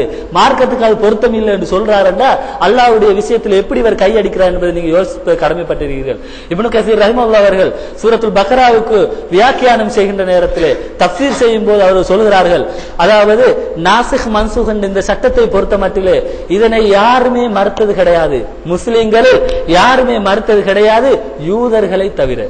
யூதர்கள் தான் நாசிக் மன்சூகை மறுக்கக்கூடியவர்களாக இருக்கிறார்கள் என்று சொல்லிவிட்டு சொல்கிறார்கள், யார் இந்த யூதர்களுடைய வழிமுறையை பின்பற்றுகிறார்களோ அவர்கள் குஃப்ரிலே விழுந்து விட்டார்கள் சொல்லி இப்னு கஸீர் ரஹிமஹுல்லாஹ் அவர்கள் எச்சரிக்கை பார்க்கலாம். பாருங்கள், இவர் இந்த சொல்லக்கூடிய இந்த கருத்து இன்னைக்கு நாங்க எப்படி எல்லாம் கற்பனை பண்ணிட்டு இருக்கிறோம், எவ்வளவு பெரிய ஆளும் நினைச்சிட்டு இருக்கிறோம். ஆனா இவர் சொல்லக்கூடிய கருத்து யூதர்களுடைய கருத்து, அதனை அங்கீகரிக்கிற கூடிய ஒரு கருத்தை சொல்லுகிறார் என்று சொன்னால் எப்படியான ஒரு நிலைப்பாட்டில் இவர் இருக்கிறார் என்பதை நாங்கள்லாம் யோசிப்பதற்கு கடமைப்பட்டிருக்கிறோம். ومن الأحاديث التي ذكرها هذا الرجل حديث عائشة 10 رضعات يحرمنا نسخ ب5 رضعات يحرمنا ومات النبي صلى الله عليه وسلم وهن مما يتلى. هذا من أمثلة النسخ، وأنكره وذكر هذا الكلام عند هذا الحديث. وأمثلة النسخ كثيرة، منها قول الله عز وجل واللاتي يأتين الفاحشة من نسائكم فأمسكوهن في البيوت حتى يتوفاهن الموت أو يجعل الله لهن سبيلا. كان في أول الأمر إذا زنت المرأة فالحكم أن وليها يحبسها في البيت، هذا هو الحكم، ولا يتركها تخرج من البيت.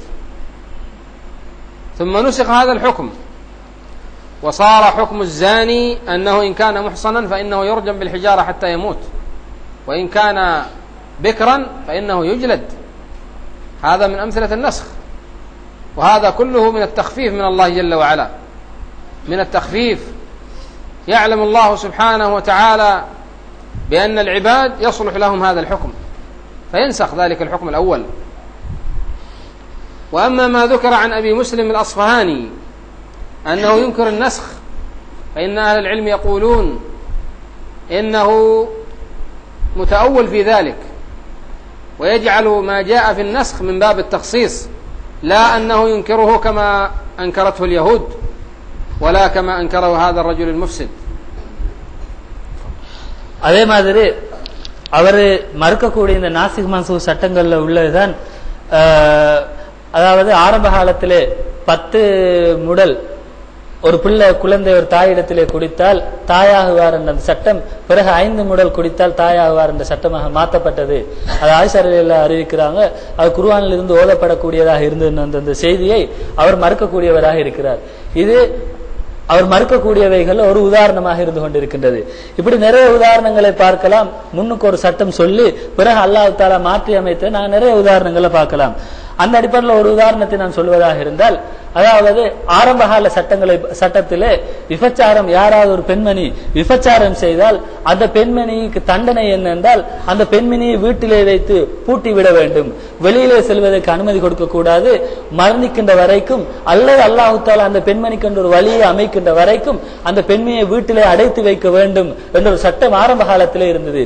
பிறகு அல்லாஹ் தஆலா இந்த சட்டத்தை இலவுபடுத்த எடுத்து முகமாக விபச்சாரம் செய்யக்கூடிய பெண் ஒரு ஆணோ பெண்ணோ திருமணம் முடித்தவராக இருந்தால் அவரை கல்லெறிந்து கொள்ள வேண்டும் என்று சொல்லியும், அதே நேரத்தில் திருமணம் முடிக்காதவராக இருந்தால் அவருக்கு கசையடி கொடுக்க வேண்டும் என்று அல்லாஹ் தஆலா சட்டத்தை மாற்றியே பார்க்கலாம்.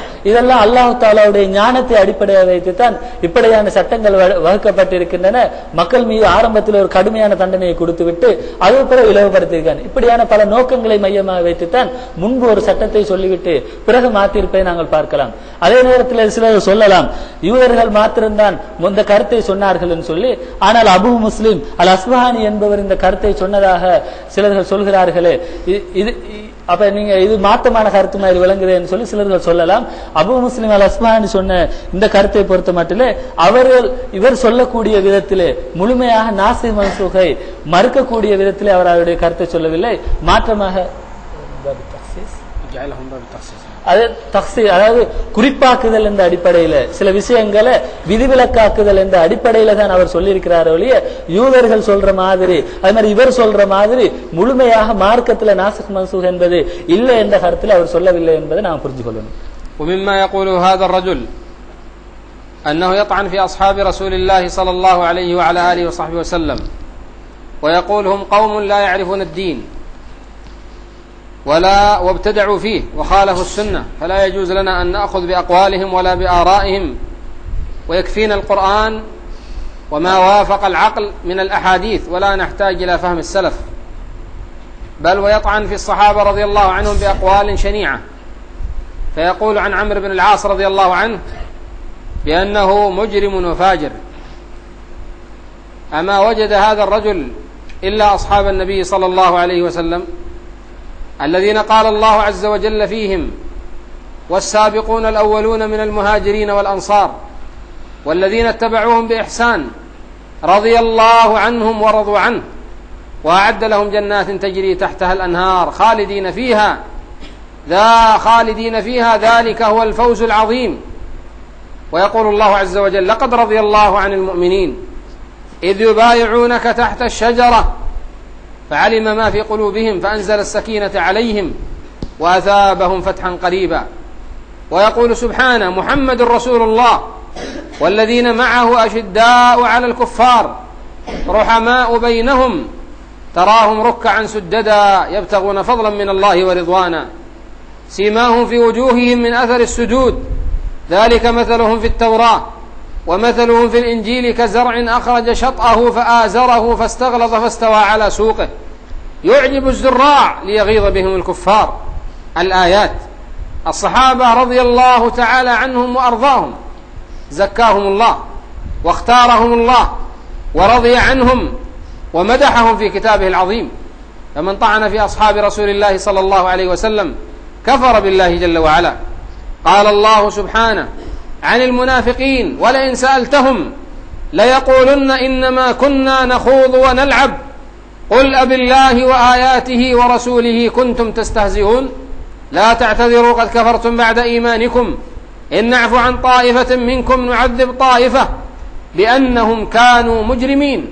هؤلاء المنافقون طعنوا في قراء الصحابة فقالوا ما رأينا أكذب من قرائنا هؤلاء ولا أجبن عند اللقاء ولا أرغب بطونا، فنزلت الآية وبين الله أن الطعن فيهم طعن في الله وفي دين الله وفي آيات الله لأن الله هو الذي اختارهم ولأن الله هو الذي زكاهم، ولأن رسول الله صلى الله عليه وسلم اختارهم أصحابا له وأنصارا له، ولأن الطعن فيهم طعن فيما يحملونه من القرآن والسنة.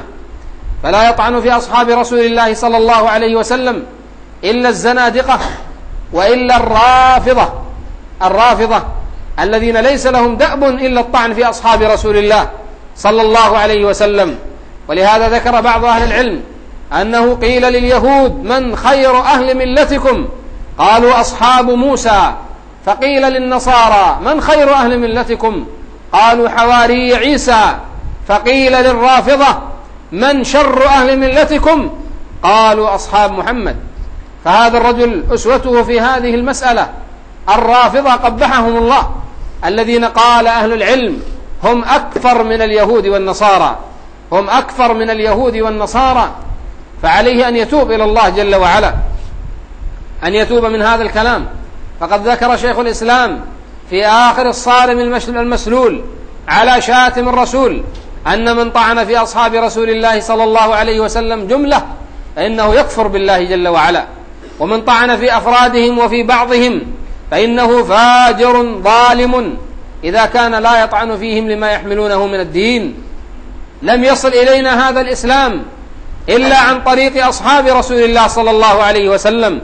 ولهذا قال النبي صلى الله عليه وسلم في غزوة بدر: اللهم إن تهلك هذه العصابة لا تعبد في الأرض.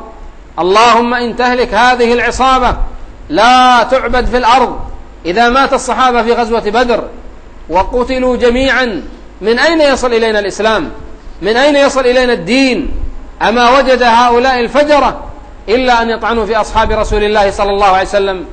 أين كلامهم في اليهود؟ أين كلامهم في النصارى؟ أين كلامهم في البوذيين؟ أين كلامهم في الهندوس؟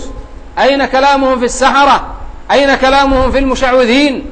أما وجدوا إلا أصحاب رسول الله صلى الله عليه وعلى آله وسلم، الذين هم أفضل هذه الأمة بعد نبيها، والذين بشرهم الله جل وعلا بالرضوان والجنة. قال الله عز وجل: لا يستوي منكم من أنفق من قبل الفتح وقاتل أولئك أعظم درجة من الذين أنفقوا من بعد وقاتلوا وكلا وعد الله الحسنى. وكلا وعد الله الحسنى. فإذا كان هذا الذي ذكر قد ثبت عن هذا الرجل فهو رافضي، فهو معتزلي عقلاني رافضي. إذا كان هذا الكلام قد ثبت عنه في الطعن في أصحاب رسول الله صلى الله عليه وعلى آله وصحبه وسلم. அதே மாதிரி அவருடைய அடுத்த நிலைப்பாடு என்னென்றால், ரசூல் ஸல்லல்லாஹு அலைஹி வஸல்லம் அவருடைய தோழர்களை அவர்கள் குறை காணக்கூடியவராக இருக்கிறார் என்ற ஒரு செய்தியும் உங்களுக்கு கிடைத்திருக்கிறது. எந்த அளவுக்கு அவர் சஹாபாக்களை பற்றி சொல்கிறார்கள் சொன்னால், சஹாபாக்களை பொறுத்த மட்டிலே அவர்கள் மார்க்கத்தை சரிவர புரியாதவராக இருக்கிறார்கள். அதனால அவர்கள் இருந்து எங்களுக்கு எதுவும் கிடையாது என்று சஹாபாக்களை முழுமையாக மறுக்கக்கூடியவராக அவர் தன்னுடைய கருத்துக்களை வெளியிட்டிருக்கிறார். அதே நேரத்தில் அவர்கள் சொல்கிறார்கள், எங்களுக்கு குர்ஆன் மாத்திரம் போதுமாகும். அதே நேரத்தில் எங்களுடைய புத்திக்கு எந்தெந்த ஹதீஸ்கள் எல்லாம் ஒத்து போகிறதோ, அது குர்ஆனோடு எங்களுடைய புத்தியோடும் ஒத்து போகிறதோ அந்த ஹதீஸ்களை மாத்திரம்தான் நாங்கள் எடுப்போம் என்ற ஒரு கருத்தை அவர்கள் சொல்கிறார்கள். அதே மாதிரி சில சஹாபாக்களை குறிப்பிட்டு அந்த சில சஹாபாக்களை பற்றி குறை பேசக்கூடியவர்களாகவும் அவர்களை தவறாக விமர்சிக்கக்கூடியவர்களாகவும் இருந்திருக்கிறார்கள். அவர்களுடைய பற்றியிலே அம்ர் இப்னு ஆஸ் ரலியல்லாஹு அவர்களை பற்றி சொல்லும் போது அவர் ஒரு பாவி, அவர் ஒரு கொலையாளி, அவர் ஆக மோசமான நடத்தை உள்ளவர் என்று சொல்லி, குற்றவாளி என்று சொல்லி அந்த சஹாபியை பற்றி வர்ணித்து அவர் சொல்லி இருப்பதை நாங்கள் பார்க்கலாம். அன்பார்ந்த சகோதரர்களே, இது எவ்வளவு பெரிய ஒரு பாரதூரமான கருத்து என்பதை நாங்கள் சிந்திக்க கடமைப்பட்டிருக்கிறோம். சஹாபாக்களை போற்றி அல்லாஹ் தஆலா எத்தனையோ இடங்களிலே அல் குர்ஆனிலே சொல்லியிருக்கிறான். அந்த இடங்களை அவர் ஒருபோதும் பார்த்தது கிடையாதா? அதை பார்க்காமையே இப்படியான வார்த்தைகளை அவர் சொல்கிறார். அன்பார்ந்த சகோதரர்களே, எங்களுக்கு முன்னால் வாழ்ந்த சஹாபாக்களுடைய சிறப்புகளை பற்றி அல்லாஹ் தஆலா பல இடங்களில் சொல்லி இருக்கிறார். அது முஹாஜிரின்களாக இருந்தால் சரி, அன்சாரிகளாக இருந்தாலும் சரி, அல்லாஹ் தஆலா அவர்களை பொருந்து கொண்டதாகவும் அவர்கள் அல்லாஹ் தஆலாவை பொருந்து கொண்டதாகவும் அல்லாஹ் தஆலா அவர்களுக்கு சிறப்பான சுவனபதியை ஏற்படுத்தி வைத்திருப்பதாகவும் அதில் அவர்கள் என்றென்று நிரந்தரமாக இருப்பதாகவும் அல்லாஹ் தஆலா சொல்லி இருப்பதை அவர்கள் பார்க்க கூடாதா? இப்படி சிறப்பான சஹாபாக்களை பற்றி இவர்கள் இப்படி எல்லாம் சொல்கிறார்கள். அதே மாதிரி அதாவது ஹுதைபியா உடன்படிக்கையின் போது அதாவது ஒரு மரத்துக்கு கீழால் இருந்து ரசூல் ஸல்லல்லாஹு அலைஹி வஸல்லம் அவர்களுக்கு பைஅத் செய்த அந்த சஹாபாக்களை பற்றி அல்லாஹ் தஆலா இவ்வளவு அழகாக பாராட்டி சொல்லி இருப்பதை நாங்கள் பார்க்கிறோம். இப்படியான சஹாபாக்களை பார்த்து இப்படியெல்லாம் இவர்கள் குறை சொல்கிறார்கள், எவ்வளவு தவறான ஒரு கருத்தாக இருந்து கொண்டிருக்கின்றது. அதே மாதிரி முஹம்மது நபி ஸல்லல்லாஹு அலைஹி வஸல்லம் அவர்களோடு இருக்கக்கூடிய தோழர்களை பற்றி அல்லாஹ் தஆலா சொல்லும் போது அவர்கள் தங்களுக்கு மத்தியில் இரக்கமுடையவர்களாக இருப்பார்கள், தங்கள் விரோதிகளோடு காஃபிர்களோடு விரோதம் கொள்ளக்கூடியவர்களாக இருப்பார்கள், அவருடைய முகங்களிலே சுஜூதுடைய அடையாளங்கள் தெரியக்கூடியதாக இருக்கும் என்றெல்லாம் சஹாபாக்களை பாராட்டி அல்லாஹ் தஆலா எத்தனையோ இடத்திலே சொல்லி இருக்கிறார். ஆனா இதெல்லாத்தையும் பொருட்படுத்தாமல் சஹாபாக்களை இப்படி இவர் கொலை சொல்வது எவ்வளவு பெரிய தவறான ஒரு கருத்தாக இருந்து கொண்டிருக்கிறது. அன்பார்ந்த சகோதரர்களே, எவராவது ஒருவர் சஹாபாக்களை குறை சொல்வார் என்று சொன்னால் நிச்சயமாக அது குஃப்ரை அல்லாஹ்வை நிராகரிப்பதற்கு சமனான ஒரு அம்சமாக இருந்து கொண்டிருக்கின்றது. ரசூலுல்லாஹ்வுடைய காலத்திலே சில முனாஃபிகீன்கள் சஹாபாக்களிலே அல் குர்ஆனை நன்றாக ஓத தெரிஞ்ச சில சஹாபாக்களுக்கு குறை சொன்ன நேரத்திலே அல்லாஹ் தஆலா அந்த முனாஃபிக்குகளை கண்டித்து குர்ஆனை இறக்கினான். குர்ஆனை இறக்கி கடைசியிலே நீங்கள் குஃப்ரிலே விழுவதை விட்டு உங்களை எச்சரிக்கிறேன் என்று கூட அல்லாஹ் தஆலா எச்சரிக்கை செய்திருப்பதை பார்க்கலாம். அப்ப யாராவது ஒருவர் சஹாபாக்களை குறை பேசுவார் என்றால், குறை காணுவார் என்று சொன்னால் நிச்சயமாக அது குஃப்ரிலே இட்டு செல்லும் என்பது எந்த சந்தேகம் கிடையாது. அதே மாதிரி அன்பார்ந்த சகோதரர்களே, இந்த சஹாபாக்கள் யாரு? நிச்சயமாக அல்லாஹ் தஆலா இந்த இஸ்லாத்தை பாதுகாப்பதற்காக வேண்டி நபி அவர்களுக்கு தோழர்களாக தெரிவு செய்த சமுதாயத்தினர்களாக இருக்கிறார்கள். இப்படியான சிறந்த மனிதர்களை இப்படி குறை பேசுவது எவ்வளவு தவறான ஒரு அம்சம் என்பதை நாங்கள் புரிந்து கொள்ள வேண்டும். அவர்கள் இருந்ததனாலதான் இன்றைக்கு நாங்கள் அல் குர்ஆனையும் சுன்னாவையும் அழகாக புரிந்து கொள்ளக்கூடியவர்களாக இருக்கிறோம். அவர்கள் மட்டும் அழிந்து போவார்கள் அழிந்திருந்தார்கள் சொன்னால், அவர்கள் இல்லாமல் இருந்திருந்தால் இன்றைக்கு நாங்கள் குர்ஆனையும் சுன்னாவையும் பெற முடியாமல் இருந்திருப்போம் என்பதிலே எந்தவித சந்தேகம் கிடையாது. ரசூல் ஸல்லல்லாஹு அலைஹி வஸல்லம் அவர்கள் பத்ர் யுத்தத்தின் போது செய்த ஒரு துஆவை பாருங்கள். ரசூல் ஸல்லல்லாஹு அலைஹி வஸல்லம் கையேந்தி அல்லாஹ்விடத்திலே பிரார்த்திக்கிறார், யா அல்லாஹ், நீ இந்த முஸ்லிம்களை அழித்து விடுவாய் என்று சொன்னால், இந்த யுத்தத்திலே இந்த முஸ்லிம்களை நீ அழித்து விடுவாய் என்று சொன்னால் இந்த பூமியிலே உன்னை வணங்குவதற்கு யாரும் இருக்க மாட்டார்கள் என்று சொல்லி ரசூல் ஸல்லல்லாஹு அலைஹி வஸல்லம் துஆ செய்திருக்கிறார் சொன்னால், இந்த சஹாபாக்கள் இருந்ததனாலதான், அவர்கள் இந்த இஸ்லாத்துக்காண்டி கஷ்டப்பட்டதனாலதான் இன்றைக்கு எங்களுக்கு இஸ்லாம் இலகுவாக கிடைச்சிருக்கு என்பதை நாங்கள் எல்லாம் மனசுல புரிந்து கொள்ள வேண்டும். இந்த நன்றி உணர்வு இல்லாம இப்படியான கருத்துக்களை சொல்வது எவ்வளவு பாரதூரமான ஒரு குத்தமாக இருந்து கொண்டிருக்கிறது. அதே நேரத்தில் யாராவது ஒருத்தர் சஹாபாக்களை குறை பிடிப்பார் சொன்னால் நிச்சயமாக அவர் குர்ஆனை குறை பிடிப்பது போன்றாகும், அதே மாதிரி சுன்னாவை குறை பிடிப்பதை போன்றாக இருந்து கொண்டிருக்கின்றது.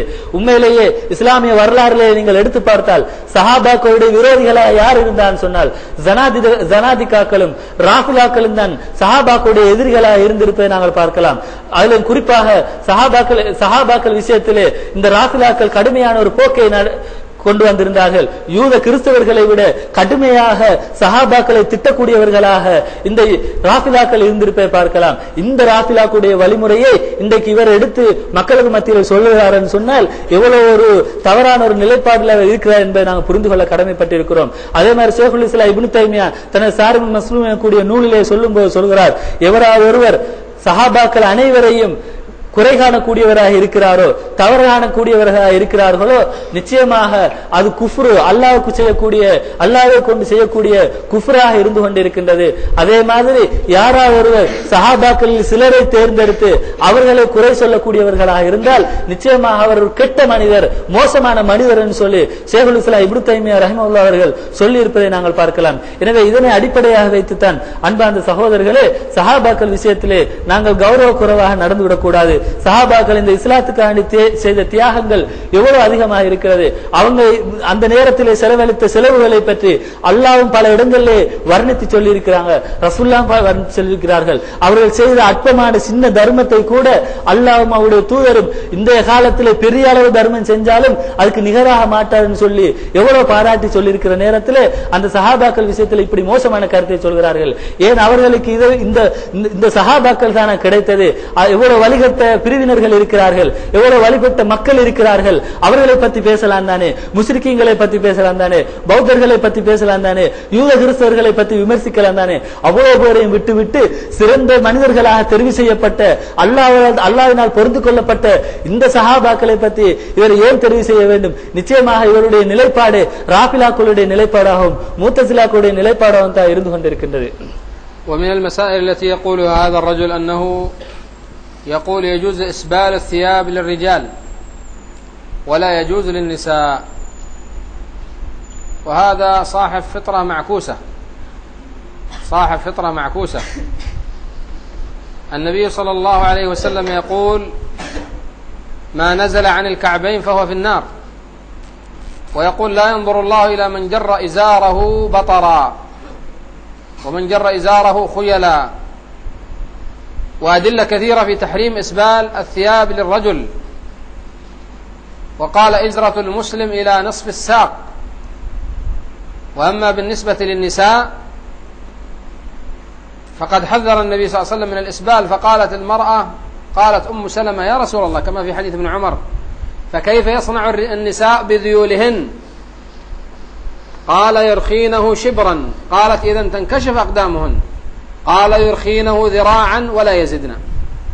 فالمرأة تغطي رجليها وإن حصل شيء من الإسبال بهذا الدليل. وأما صاحبنا فيقول في هذا الحديث: يرخينه ذراعا، أي من الركبة، فسيكون إلى نصف الساق، وكأنه يريد أن ينظر إلى النساء، إلى أرجل النساء. الله عز وجل يقول في كتابه الكريم: ولا يضربن بأرجلهن ليعلم ما يخفين من زينتهن. قال الإمام الألباني رحمه الله في جلباب المرأة المسلمة: هذه الآية فيها دليل على أنه كان من النساء من تلبس الخلاخيل على رجليها، ولما كانت الأرجل المغطاة ممنوعة من أن تنكشف فإنها تضرب برجلها حتى تسمع الناس ما تحمله على قدميها. ولو كانت الرجلين مكشوفة لما احتاجت أن تضرب، لأن الناس سيرون تلك الزينة. ولهذا قال الله عز وجل: ولا يضربن بأرجلهن ليعلم ما يخفين من زينتهن. الزينة هذه تكون في الأرجل تحت، ما هي في الفخذ، تحت في الأرجل. فلهذا نهى الله عز وجل أن تضرب برجلها حتى يسمع الرجال ما في رجليها من الخلاخيل. ولكن هذا الرجل كما سمعت عقلاني، لا يقبل الأحاديث ويفسرها على ما في رأسه، لأنه لا يقبل فهم السلف ولا تفسير العلماء. فلا حول ولا قوة إلا بالله. அதே மாதிரி கரண்டை கீழால் ஆடை அணிவது சம்பந்தமாகவும் அவர் விசித்திரமான ஒரு கருத்தை சொல்லி இருக்கிறார்.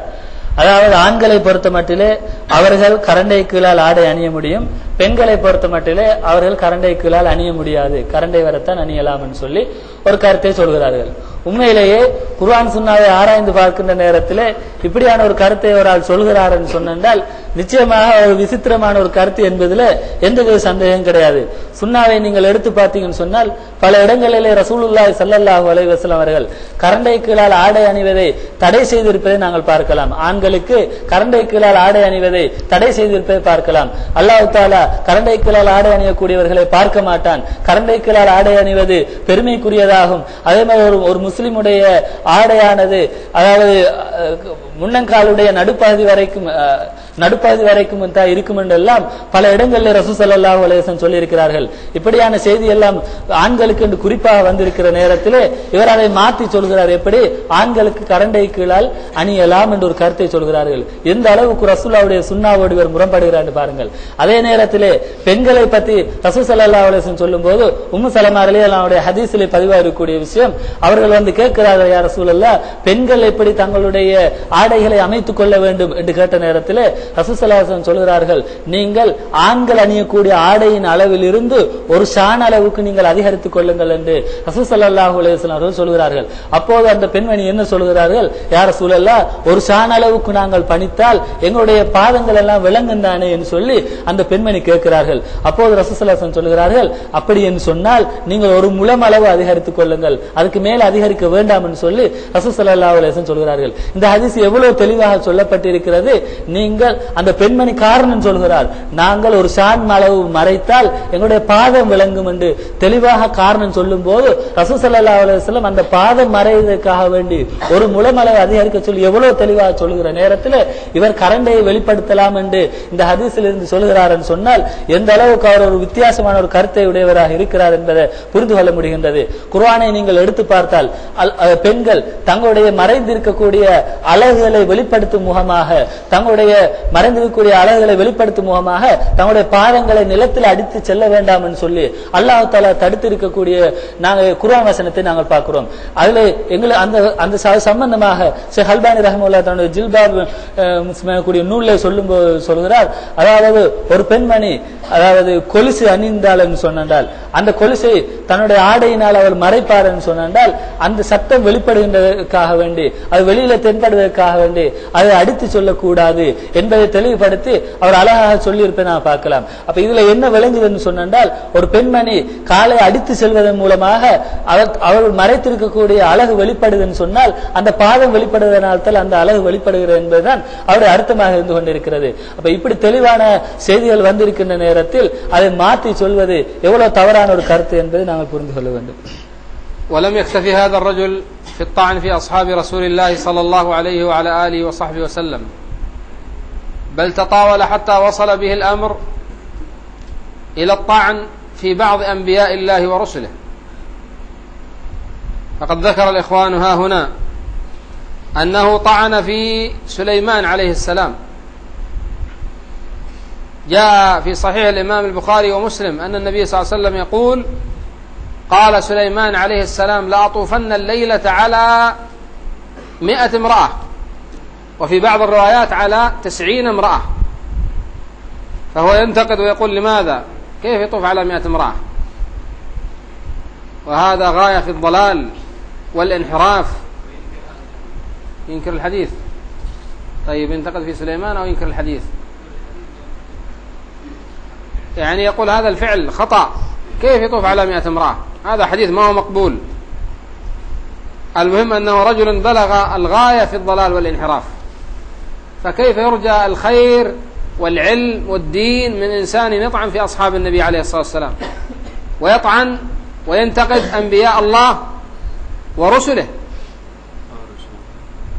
مثل هذا لا يرجى منه الخير، وعليه أن يتوب، عليه أن يتوب من هذه الأقوال الباطلة وهذه الأفهام المنحرفة التي يريد أن يفهم بها شرع الله تبارك وتعالى. அதே மாதிரி அவருடைய அடுத்த நிலைப்பாடு என்னென்றால், எப்படி சஹாபாக்களை அவர் குறை சொன்னாரோ அதை விட பாரதூரமான ஒரு விஷயம் என்னன்னு சொன்னால், நபிமார்களை கூட அவர் குறையாக பேசியிருப்பதை நாங்கள் பார்க்கலாம். அந்த பட்டியலிலே சுலைமான் அலைஹிஸ்ஸலாத்தை பற்றி அவர் சொல்லும் போது, சுலைமான் அலைஹிஸ்ஸலாம் அவர்கள் தொடர்பாக புகாரியிலே ஒரு ஹதீஸ் ஒன்று பதிவாயிருக்கிறது. ஒருமுறை சுலைமான் அலைஹிஸ்ஸலாம் அவர்கள் குழுமி இருந்த மக்களை ஒரு குழுவை பார்த்து சொல்கிறார்கள், இன்றைய இரவு நான் என்னுடைய 100 மனைவிமார்களோடு உறவு கொள்வேன், இன்னொரு ரிவாயத்திலே 90 மனைவிமார்களோடு உறவு கொள்வேன், உறவு கொண்டு அதன் மூலமாக ஆண் பிள்ளைகளை நான் பெற்றெடுப்பேன், அந்த பிள்ளைகள் அல்லாஹ்வுடைய பாதையிலே ஜிஹாது செய்யக்கூடியவைகளாக இருக்கும் என்று சொல்லி சுலைமான் அலைஹிஸ்ஸலாம் சொன்னதாக புகாரியில் ஒரு ஹதீஸ் பதிவாயிருக்கிறது. அதை சுலைமான் அலைஹிஸ்ஸலாம் சொன்ன நேரத்திலே அந்த சபையிலே இருந்த ஒருவர் இன்ஷா அல்லாஹ் சொல்லுமாறு அவருக்கு சொன்ன நேரத்திலே அவர் அதை சொல்லாததனால அல்லாஹ் தஆலா அவரை கண்டிக்கும் முகமாக அந்த 100 மனைவிமார்கள் அல்லது 90 மனைவிமார்கள் பிள்ளையை பெற்றெடுத்தார்கள். அதுல எந்த பிள்ளையும் எஞ்சி விடவில்லை. ஒரே ஒரு பொம்புல ஒரே ஒரு பெண் மாத்திரம் அரைவாசி ஒரு பிள்ளையை பெற்றெடுத்ததாக அந்த ஹதீஸில் இடம்பெற்றிருக்கிறது.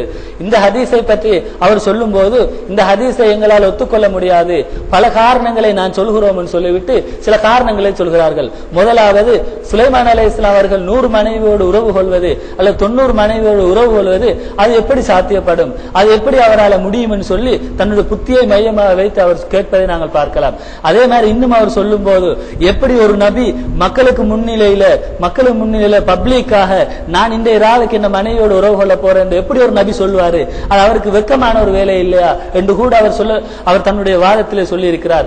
அதே மாதிரி இன்னொரு இடத்துல சொல்லும் போது, சுலைமான் அலைஹிஸ்ஸலாம் அவர்களுக்கு இன்ஷா அல்லாஹ் சொல்லுமாறு ஞாபகப்படுத்தப்பட்ட நேரத்திலும் அவர் அந்த வார்த்தையை சொல்லவில்லை. இது நிச்சயமாக இங்க இவர் சொல்லவில்லை இந்த ஹதீஸ்ல வந்தது அவரை குறைகாண்ற மாதிரி இருக்குது. ஒரு நபிக்கு அது ஞாபகப்படுத்துற நேரத்தில் நிச்சயமா அவர் சொல்லாம இருப்பாரா?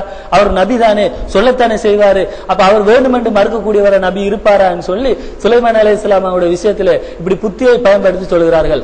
அதே மாதிரி 100 மனைவிமார்கள் மூலமாக ஆண் குழந்தையை பெற்றெடுப்பேன் என்று அவர் சொல்லி இருக்கிறார். இந்த இடத்துல ஒரு குறை இருக்கு என்று அவர் சொல்கிறார். என்னன்னு சொன்னால், அவருக்கு எப்படி தெரியும் பிறக்க போறது 100 மனைவிமாரும் புள்ள பெறுவார் எப்படி அவருக்கு தெரியும்? பிறக்கிற புள்ள 100மே ஆம்பளை புள்ளையா இருக்கும் என்று எப்படி அவருக்கு தெரியும்? அந்த 100 புள்ளை அல்லாஹ்வுடைய பாதையில ஜிஹாத் செய்யும் என்று எப்படி தெரியும் என்று மறைவான விஷயத்தை பத்தி சுலைமான் அலைஹிஸ்ஸலாம் பேசி இருக்கிறாரு. அதனால இதுல நிறைய குறைகள் வருகிறது. இந்த ஹதீஸை நாம் உறுதிப்படுத்தினால் சுலைமான் அலைஹிஸ்ஸலாத்துக்கு நிறைய குறை சொல்ல வேண்டிய நிலைமை ஏற்படுகிறதுனால எங்களால் அந்த ஹதீஸை ஒத்துக்கொள்ள முடியாது என்று சொல்லி அவர் ஒரு விளக்கம் சொல்கிறார்கள். அந்த சகோதரர்களே, இது தவறான ஒரு நிலைப்பாடாகும். சஹீஹான ஒரு ஹதீஸை இப்படி சுலைமான் அலைஹிஸ்ஸலாம் தவறு செய்தார் என்று தெளிவாக வந்து அது உறுதியான இஸ்னாதின் மூலம் உறுதிப்படுத்தப்பட்டது பிறகும் அதனை புத்திய மையமாக வைத்து மறுப்பது இது தவறான நிலைப்பாடு என்பதை நாங்கள் புரிந்து கொள்ள வேண்டும். ومما يقول هذا الرجل أن إطالة اللحية ليس من الواجب وإنما يكتفي بشيء يسير، وكما سمعت أن هذا الرجل عقلاني، وما دام أنه عقلاني فإنه يأتي على أدلة الكتاب والسنة فيخربها. يقول النبي صلى الله عليه وسلم كما في الصحيحين: احفوا الشوارب واعفوا اللحى، وفي رواية يقول واسدوا اللحى، وفي رواية يقول وارخوا اللحى، معناه أنك تعفوها لا تعترض عليها، تتركها في عفو وترخي لها إلى أين ما وصلت، إلى أين ما وصلت. هكذا يقول النبي صلى الله عليه وسلم. واللحية مما يكرم الله عز وجل به الرجل. المرأة ليس عندها لحية، فمما يكرم الله عز وجل به الرجل اللحية، وهذا من الفوارق بين الذكر والأنثى. لكن هذا الرجل كما سمعت يفهم على ما في رأسه ويركب الأدلة على ما تهواه نفسه. ومن ذلك أيضا مما يقوله أن الزكاة في الأموال إذا زكيت مرة واحدة فلا يحتاج إلى تزكيتها مرة أخرى. إذا كان عندك مال ومر عليه حول تزكيه، وإذا جاء الحول الثاني والمال موجود خلاص ما في عليه زكاة. وهذا لم يقل به أحد من أهل العلم ولا من الفقهاء، وهو قول باطل. فإن المال إن كان من الأموال التي فيها الزكاة ومن الأمور التي يجب فيها الزكاة فإن حال عليه الحول فيجب عليه الزكاة. ولهذا نهى النبي صلى الله عليه وسلم عن أن يفرق بين مجتمع أو يجمع بين متفرق خشية الصدقة. ولهذا يقولون مال اليتيم إذا خشي الناظر عليه أن يذهب بكثرة الصدقة والزكاة فلا بأس أن يعمل فيه أو يتجر حتى لا يتضرر. وأما هذا كما سمعت فهو ينظر ما هو الشيء الذي يهواه ويوافق ما عنده ثم يركب له فتوى من الفتاوى. وليس العجب من فعله، ولكن العجب أن تجد من المسلمين من يقبل، وتجد من المسلمين من يصدق، وتجد من المسلمين من يتبع أمثال هذا الرجل. وهذا إنما أوتي المسلمون في مثل هذه البلاد وبلاد الهند وغيرها بسبب العجمة، وإلا لو كان هذا في بلاد العرب لربما رموه في البحر، لأنه يأتي بأقوال شاذة، ولكنه يستغل جهل الناس ويستغل عجمتهم وعدم معرفتهم بالعربية فيلبس عليهم بهذه التلبيسات عليه من الله ما يستحق. அதே மாதிரி அவருடைய வழிகட்ட அடுத்த கருத்து என்னன்னு சொன்னால், தாடியுடைய விஷயத்திலே அவர் சொல்லும்போது சொல்கிறார், தாடி நீண்டதாக வளர்ப்பது கூட அவசியம் இல்லை, தாடி முகத்திலே பரவி இருந்தால் மாத்திரம் போதும் என்ற ஒரு கருத்தை அவர் சொல்கிறார். தாடி வளர்ப்பது வாஜிபு அல்ல என்றும் அவர் சொல்கிறார்.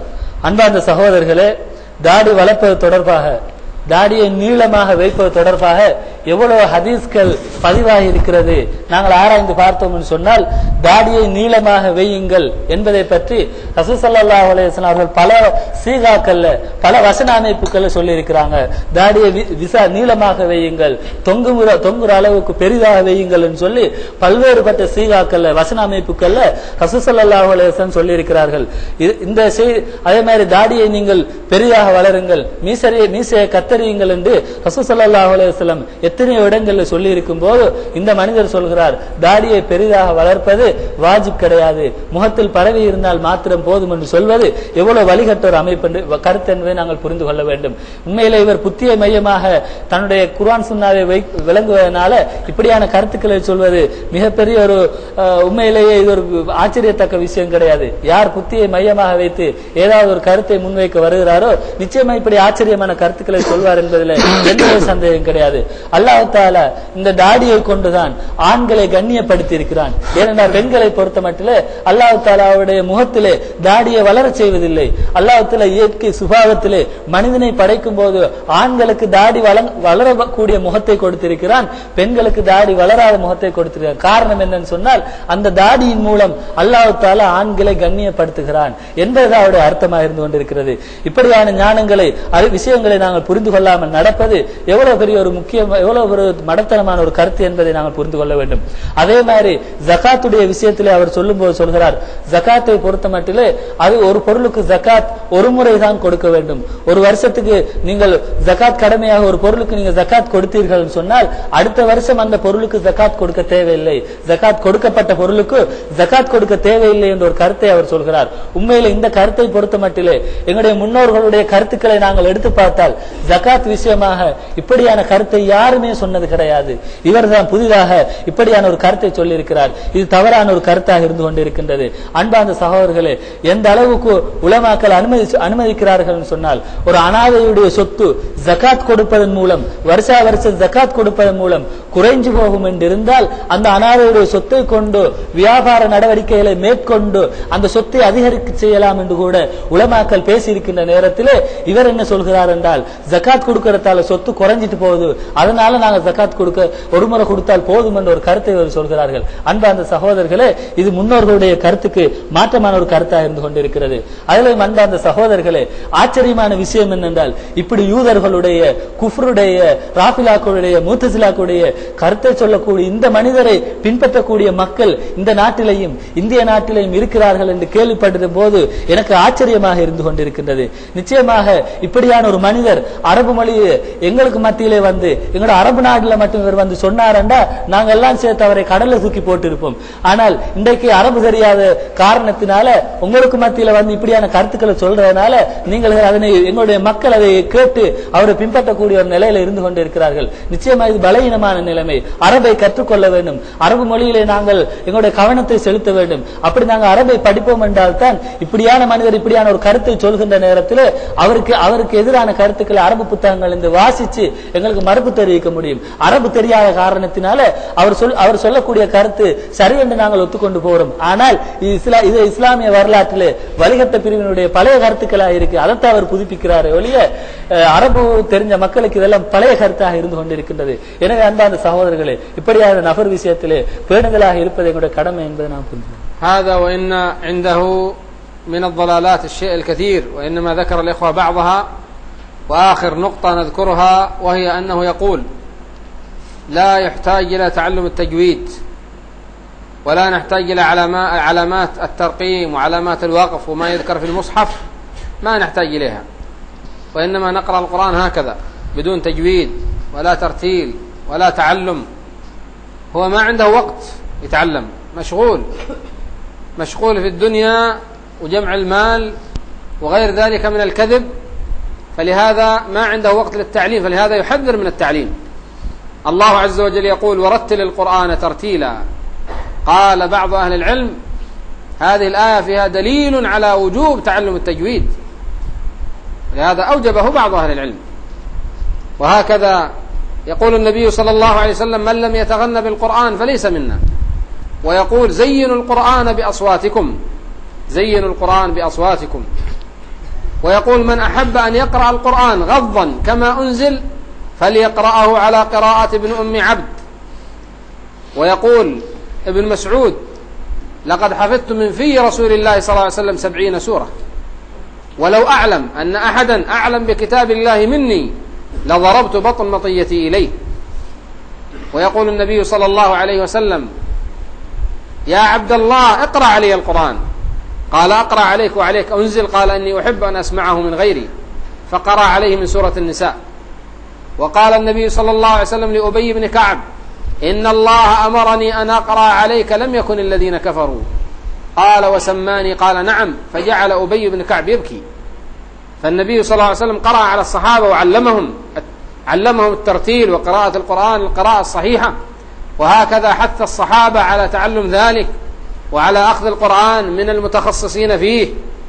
وأما أن يعبث بالقرآن، هو لا يبالي بالقرآن ولا بالسنة، لا يبالي بالقرآن ولا بالسنة، فمثل هذا يعرض عنه ويحذر منه ولا يدرس عنده.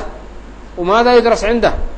هو الأحاديث عنده ضعيفة والقرآن يفهمه على ما في رأسه، فمثل هذا أي علم يدرس عنده وأي خير يجده المسلمون عند مثل هذا الصنف، فمثل هذا يحذر منه ويبتعد عنه، فإن في الدراسة عنده وفي مجالسته ضرر عظيم يجعل المسلم يتشكك من دينه ويتشكك من أحاديث النبي عليه الصلاة والسلام. والحمد لله رب العالمين وبارك الله فيكم. அதே மாதிரி இவருடைய வழிகட்ட கருத்துக்கள் நிறைய அவர் பட்டியல் படுத்திக் கொண்டே போகலாம். அதில் இறுதியாக ஒன்றை சொல்லிவிட்டு முடித்துக் கொள்ளலாம் நினைக்கின்றேன். அதாவது தஜ்வீத் கலையை பற்றி, அல் குர்ஆனை திறம்பெற ஓதக்கூடிய கற்றுக்கொள்ளக்கூடிய அந்த கலையை பற்றி அவர் சொல்லும்போது சொல்கிறார், அதனை நாங்கள் கற்றுக்கொள்ள வேண்டிய அவசியம் கிடையாது. ஒருவர் வெறுமனே குர்ஆனை பிரித்து வாசிக்க தெரிந்தால் மாத்திரம் போதும் என்று அவர் சொல்கிறார். அதே நேரத்தில் அதனை கற்றுக்கொள்வதற்காக வேண்டி எங்களோட கால நேரங்களை ஒதுக்கி நாங்கள் எங்களுடைய வேலை வெட்டிகள் எல்லாத்தையும் ஒதுக்கிட்டு அதை கற்றுக்கொள்வதை பொறுத்த மட்டும் அது தேவையில்லாத அவசியம் இல்லாத ஒரு அம்சமாக இருக்கிறது என்று சொல்லி அவர் தன்னுடைய கருத்தை சொல்கிறார். அன்பார்ந்த சகோதரர்களே, இது எந்த அளவுக்கு குர்ஆனுக்கும் சுன்னாவுக்கும் முரண்படுகிறது என்பதை நாங்கள்லாம் புரிந்து கொள்ள கடமைப்பட்டு இருக்கிறோம். அல்லாஹ் தஆலா அல் குர்ஆன்ல என்ன சொல்கிறான்? குர்ஆனை ஓதுவதை பற்றி சொல்லும் போது, நபியே குர்ஆனை ஒழுங்கான முறைப்படி சரியான முறைப்படி ஓதுவீராக, தர்த்தீல் அமைப்பிலே ஒழுங்கான முறைப்படி ஓதுவீராக என்று அல்லாஹ் தஆலா கட்டளையிட்டு இருக்கிற நேரத்தில் இவர் சொல்றார், ஒழுங்கா ஓத தேவையில்லை, அதுக்காக வேண்டி ஒழுங்கா ஓதுற மெத்தட் எல்லாம் படிக்க தேவையில்ல, சும்மா ஓதினா போதும் என்ற ஒரு கருத்தை அவர் சொல்கிறார் என்று சொன்னால் எவ்வளவு பாரதூரமான ஒரு கருத்து என்பதை பாருங்கள். இந்த குர்ஆன் வசனத்துக்கு உலமாக்கள் விளக்கம் சொல்லும் போது சொல்கிறார்கள், இந்த குர்ஆன் வசனம் எங்களுக்கு எதனை உணர்த்துகிறது சொன்னால் தஜ்வீத் கலையை கற்றுக்கொள்வது வாஜிப் என்பதை உணர்த்துகிறது என்று சொல்லி உலமாக்கள் இந்த குர்ஆன் ஆயத்துக்கு விளக்கம் சொல்லியிருக்கே நாங்கள் பார்க்கலாம். எனவே எவ்வளவு பாரதூரமான ஒரு தவறான கருத்தை இவர்கள் சொல்லியிருக்கிறார் என்பதை பாருங்கள். அதே மாதிரி குர்ஆனை திறம்பட அழகாக ஓதுவதை பற்றி ரசூல் ஸல்லல்லாஹு அலைஹி வஸல்லம் அவர்கள் பல இடங்களில் சொல்கிறார்கள். எவர்கள் குர்ஆனை அழகாக ராகம் எடுத்து ஓதவில்லையோ அவர் எங்களை சார்ந்தவர் அல்ல என்று ரசூல் ஸல்லல்லாஹு அலைஹி வஸல்லம் சொல்லியிருக்கிறார்கள். அதே மாதிரி ரசூலுல்லாஹ் சொல்கிறார்கள், நீங்கள் அல் குர்ஆனை உங்களுடைய குரல்களை கொண்டு அழகுபடுத்துங்கள் என்று ரசூல் ஸல்லல்லாஹு அலைஹி வஸல்லம் எவ்வளவு இடத்துல சொல்லியிருக்கிறாங்க. இதெல்லாத்தையும் ஒரு பக்கத்தில் ஒதுக்கி போட்டுட்டு நாங்கள் அழகுபடுத்துவது தேவையில்ல, அழகா ஓதுறதை கற்றுக்கொள்வது தேவையில்ல, சும்மா எடுத்து ஓதினா சரி என்ற ஒரு கருத்தை சொல்லுகிறாருன்னு சொன்னா எவ்வளவு குர்ஆன் சுன்னாக்கு முரணான கருத்தை இருந்து கொண்டிருக்கிறது. அது மாதிரி இப்னு மஸ்ஊத் ரலியல்லாஹு அன்ஹு சொல்றார், ரசூல் ஸல்லல்லாஹு அலைஹி வஸல்லம் இடத்துல இருந்து 70 ஆயத்துக்களை நான் கற்றுக்கொண்டேன், அவளுடைய விஷயங்களை நான் புரிந்து கொண்டேன். நான் தெரிஞ்சதுக்கு மேல யாராவது ஒருத்தர் ஒரு விஷயத்தை தெரிந்து கொண்டால் நான் கஷ்டப்பட்டு பிரயாணம் செஞ்சாவது நான் அவர்கிட்ட போய் அதனை கற்றுக்கொள்வேன் என்று சொன்னார்கள் என்றால் குர்ஆனை கற்றுக்கொள்வதற்கு எந்த அளவு அவர்கள் துணிச்சல் உள்ளவர்களாக இருந்திருக்கிறார் என்பதை புரிந்து கொள்ளலாம். அதே மாதிரி ஒருமுறை அப்துல்லா ரலியல்லாஹு அன்ஹு அவர்களை பார்த்து 70 சூறாக்களை நான் ரசூலுல்லாஹ் இடத்தில் இருந்து கற்றுக்கொண்டோம், நான் அறிஞ்ச விஷயத்துக்கு மேலதிகமாக யாராவது ஒருத்தர் அறிந்து கொள்வார் என்று சொன்னால் அவரிடத்தில் நான் பிரயாணம் சென்று போய் கஷ்டப்பட்டு பிரயாணம் சென்று போய் கற்றுக்கொள்வதற்கு தயாராக இருக்கிறேன் சொன்னாண்டா எந்த அளவு குர்ஆன் விஷயத்தில் கவனம் செலுத்தியிருக்கான்னு பாருங்கள். அதே மாதிரி ஒருமுறை அப்துல்லா ரலியல்லாஹு அவர்களை பார்த்து ரசூல் ஸல்லல்லாஹு அலைஹி வஸல்லம் சொல்கிறார்கள், ஓதுங்கள், நான் கேட்க ஆசைப்படுகிறேன் சொல்கிறார்கள். அப்போது அவர் திருப்பி கேட்க, யா ரசூலல்லாஹ் உங்களுக்கு தானே குர்ஆன் இறக்கப்பட்டது, நான் ஓத நீங்க கேட்க ஆசைப்படுகிறீர்களா என்று கேட்ட நேரத்தில் ரசூலுல்லாஹ் சொல்கிறார்கள், நான் அல்லாஹ் இன்னொருத்தர் ஓதுவதை கேட்க நான் ஆசைப்படுகிறேன் சொல்லி அவருக்கு ஓத சொல்கிறார்கள். அவர் சூரத்து நிசாவை ஓதியதை நாங்கள் பார்க்கலாம். பாருங்கள், இன்னொருத்தர் அழகா ஓதுறத கேட்கறதுக்கு ரசூலுல்லாஹ் ஆசைப்பட்டிருக்கிறார் என்றால் ஒரு ஆள் குர்ஆன் ஓதும் போது அழகா ஓதணும் என்றதை எதிர்பார்த்திக்கான விளங்குதா இல்லையா? இவ்வளவு தெளிவான செய்திகள் இருந்தும் கூட குர்ஆனை ஓதுற தஜ்வீத் கலையை கற்றுக்கொள்ள அவசியம் இல்லை என்று சொல்றாங்க, எவ்வளவு தவறான ஒரு கருத்தா இருக்கிறது. அதே மாதிரி உபை ரலியல்லாஹு அவர்களை பார்த்து ரசூல் ஸல்லல்லாஹு அலைஹி வஸல்லம் சொல்கிறார்கள், அல்லாஹ் தஆலா உங்களுக்கு லம் யகுன் அல்லதீன கஃபரு என்ற சூராவை ஓதுமாறு கட்டளையிடுகிறார் என்று சொல்லி ரசூல் ஸல்லல்லாஹு அலைஹி வஸல்லம் அவர்கள் சொல்கிறார்கள். அவர் திருப்பி யா ரசூலல்லாஹ் அல்லாஹ் எந்த பெயரை சொல்லி சொன்னானான்னு சொல்லி கேட்கிறார்கள். அப்போது ரசூல் ஆமன்னு சொன்ன உடனே அவர் அந்த சூராவை ஓதுகிறார். பாருங்கள் எந்த அளவுக்கு குர்ஆனை அழகான முறையில அழகிய குரல்ல ஒழுங்கான விதத்துல ஓதுமாறும் அது ஓத கேட்கறதுக்கு ரசூல் ஆசைப்பட்டிருக்கிறான்னு சொன்னா அல்லாஹ் கூட கட்டளை இட்டு இருக்கிறான்னு சொன்னா இதெல்லாத்தையும் ஒரு பக்கத்துல ஒதுக்கி விட்டு அதெல்லாம் அவசியம் கிடையாது. சும்மா நாம எங்களோட கால நேரத்தை அதை படிக்கிறதுல செலவழிக்காம துனியாவுடைய வேலை நாங்க எங்களோட காலத்தை கழிச்சிடுவோம், நாங்க குர்ஆனை சும்மா ஓத தெரிஞ்சா மட்டும் போதும்னு சொல்லி ஒரு கருத்தை சொல்லுறாருன்னு சொன்னா இவ்வளவு வழிகட்ட தவறான கருத்து என்பதை நாங்க புரிஞ்சு கொள்ள கடமைப்பட்டிருக்கிறோம். இதோட நான் முடிக்கிறேன்.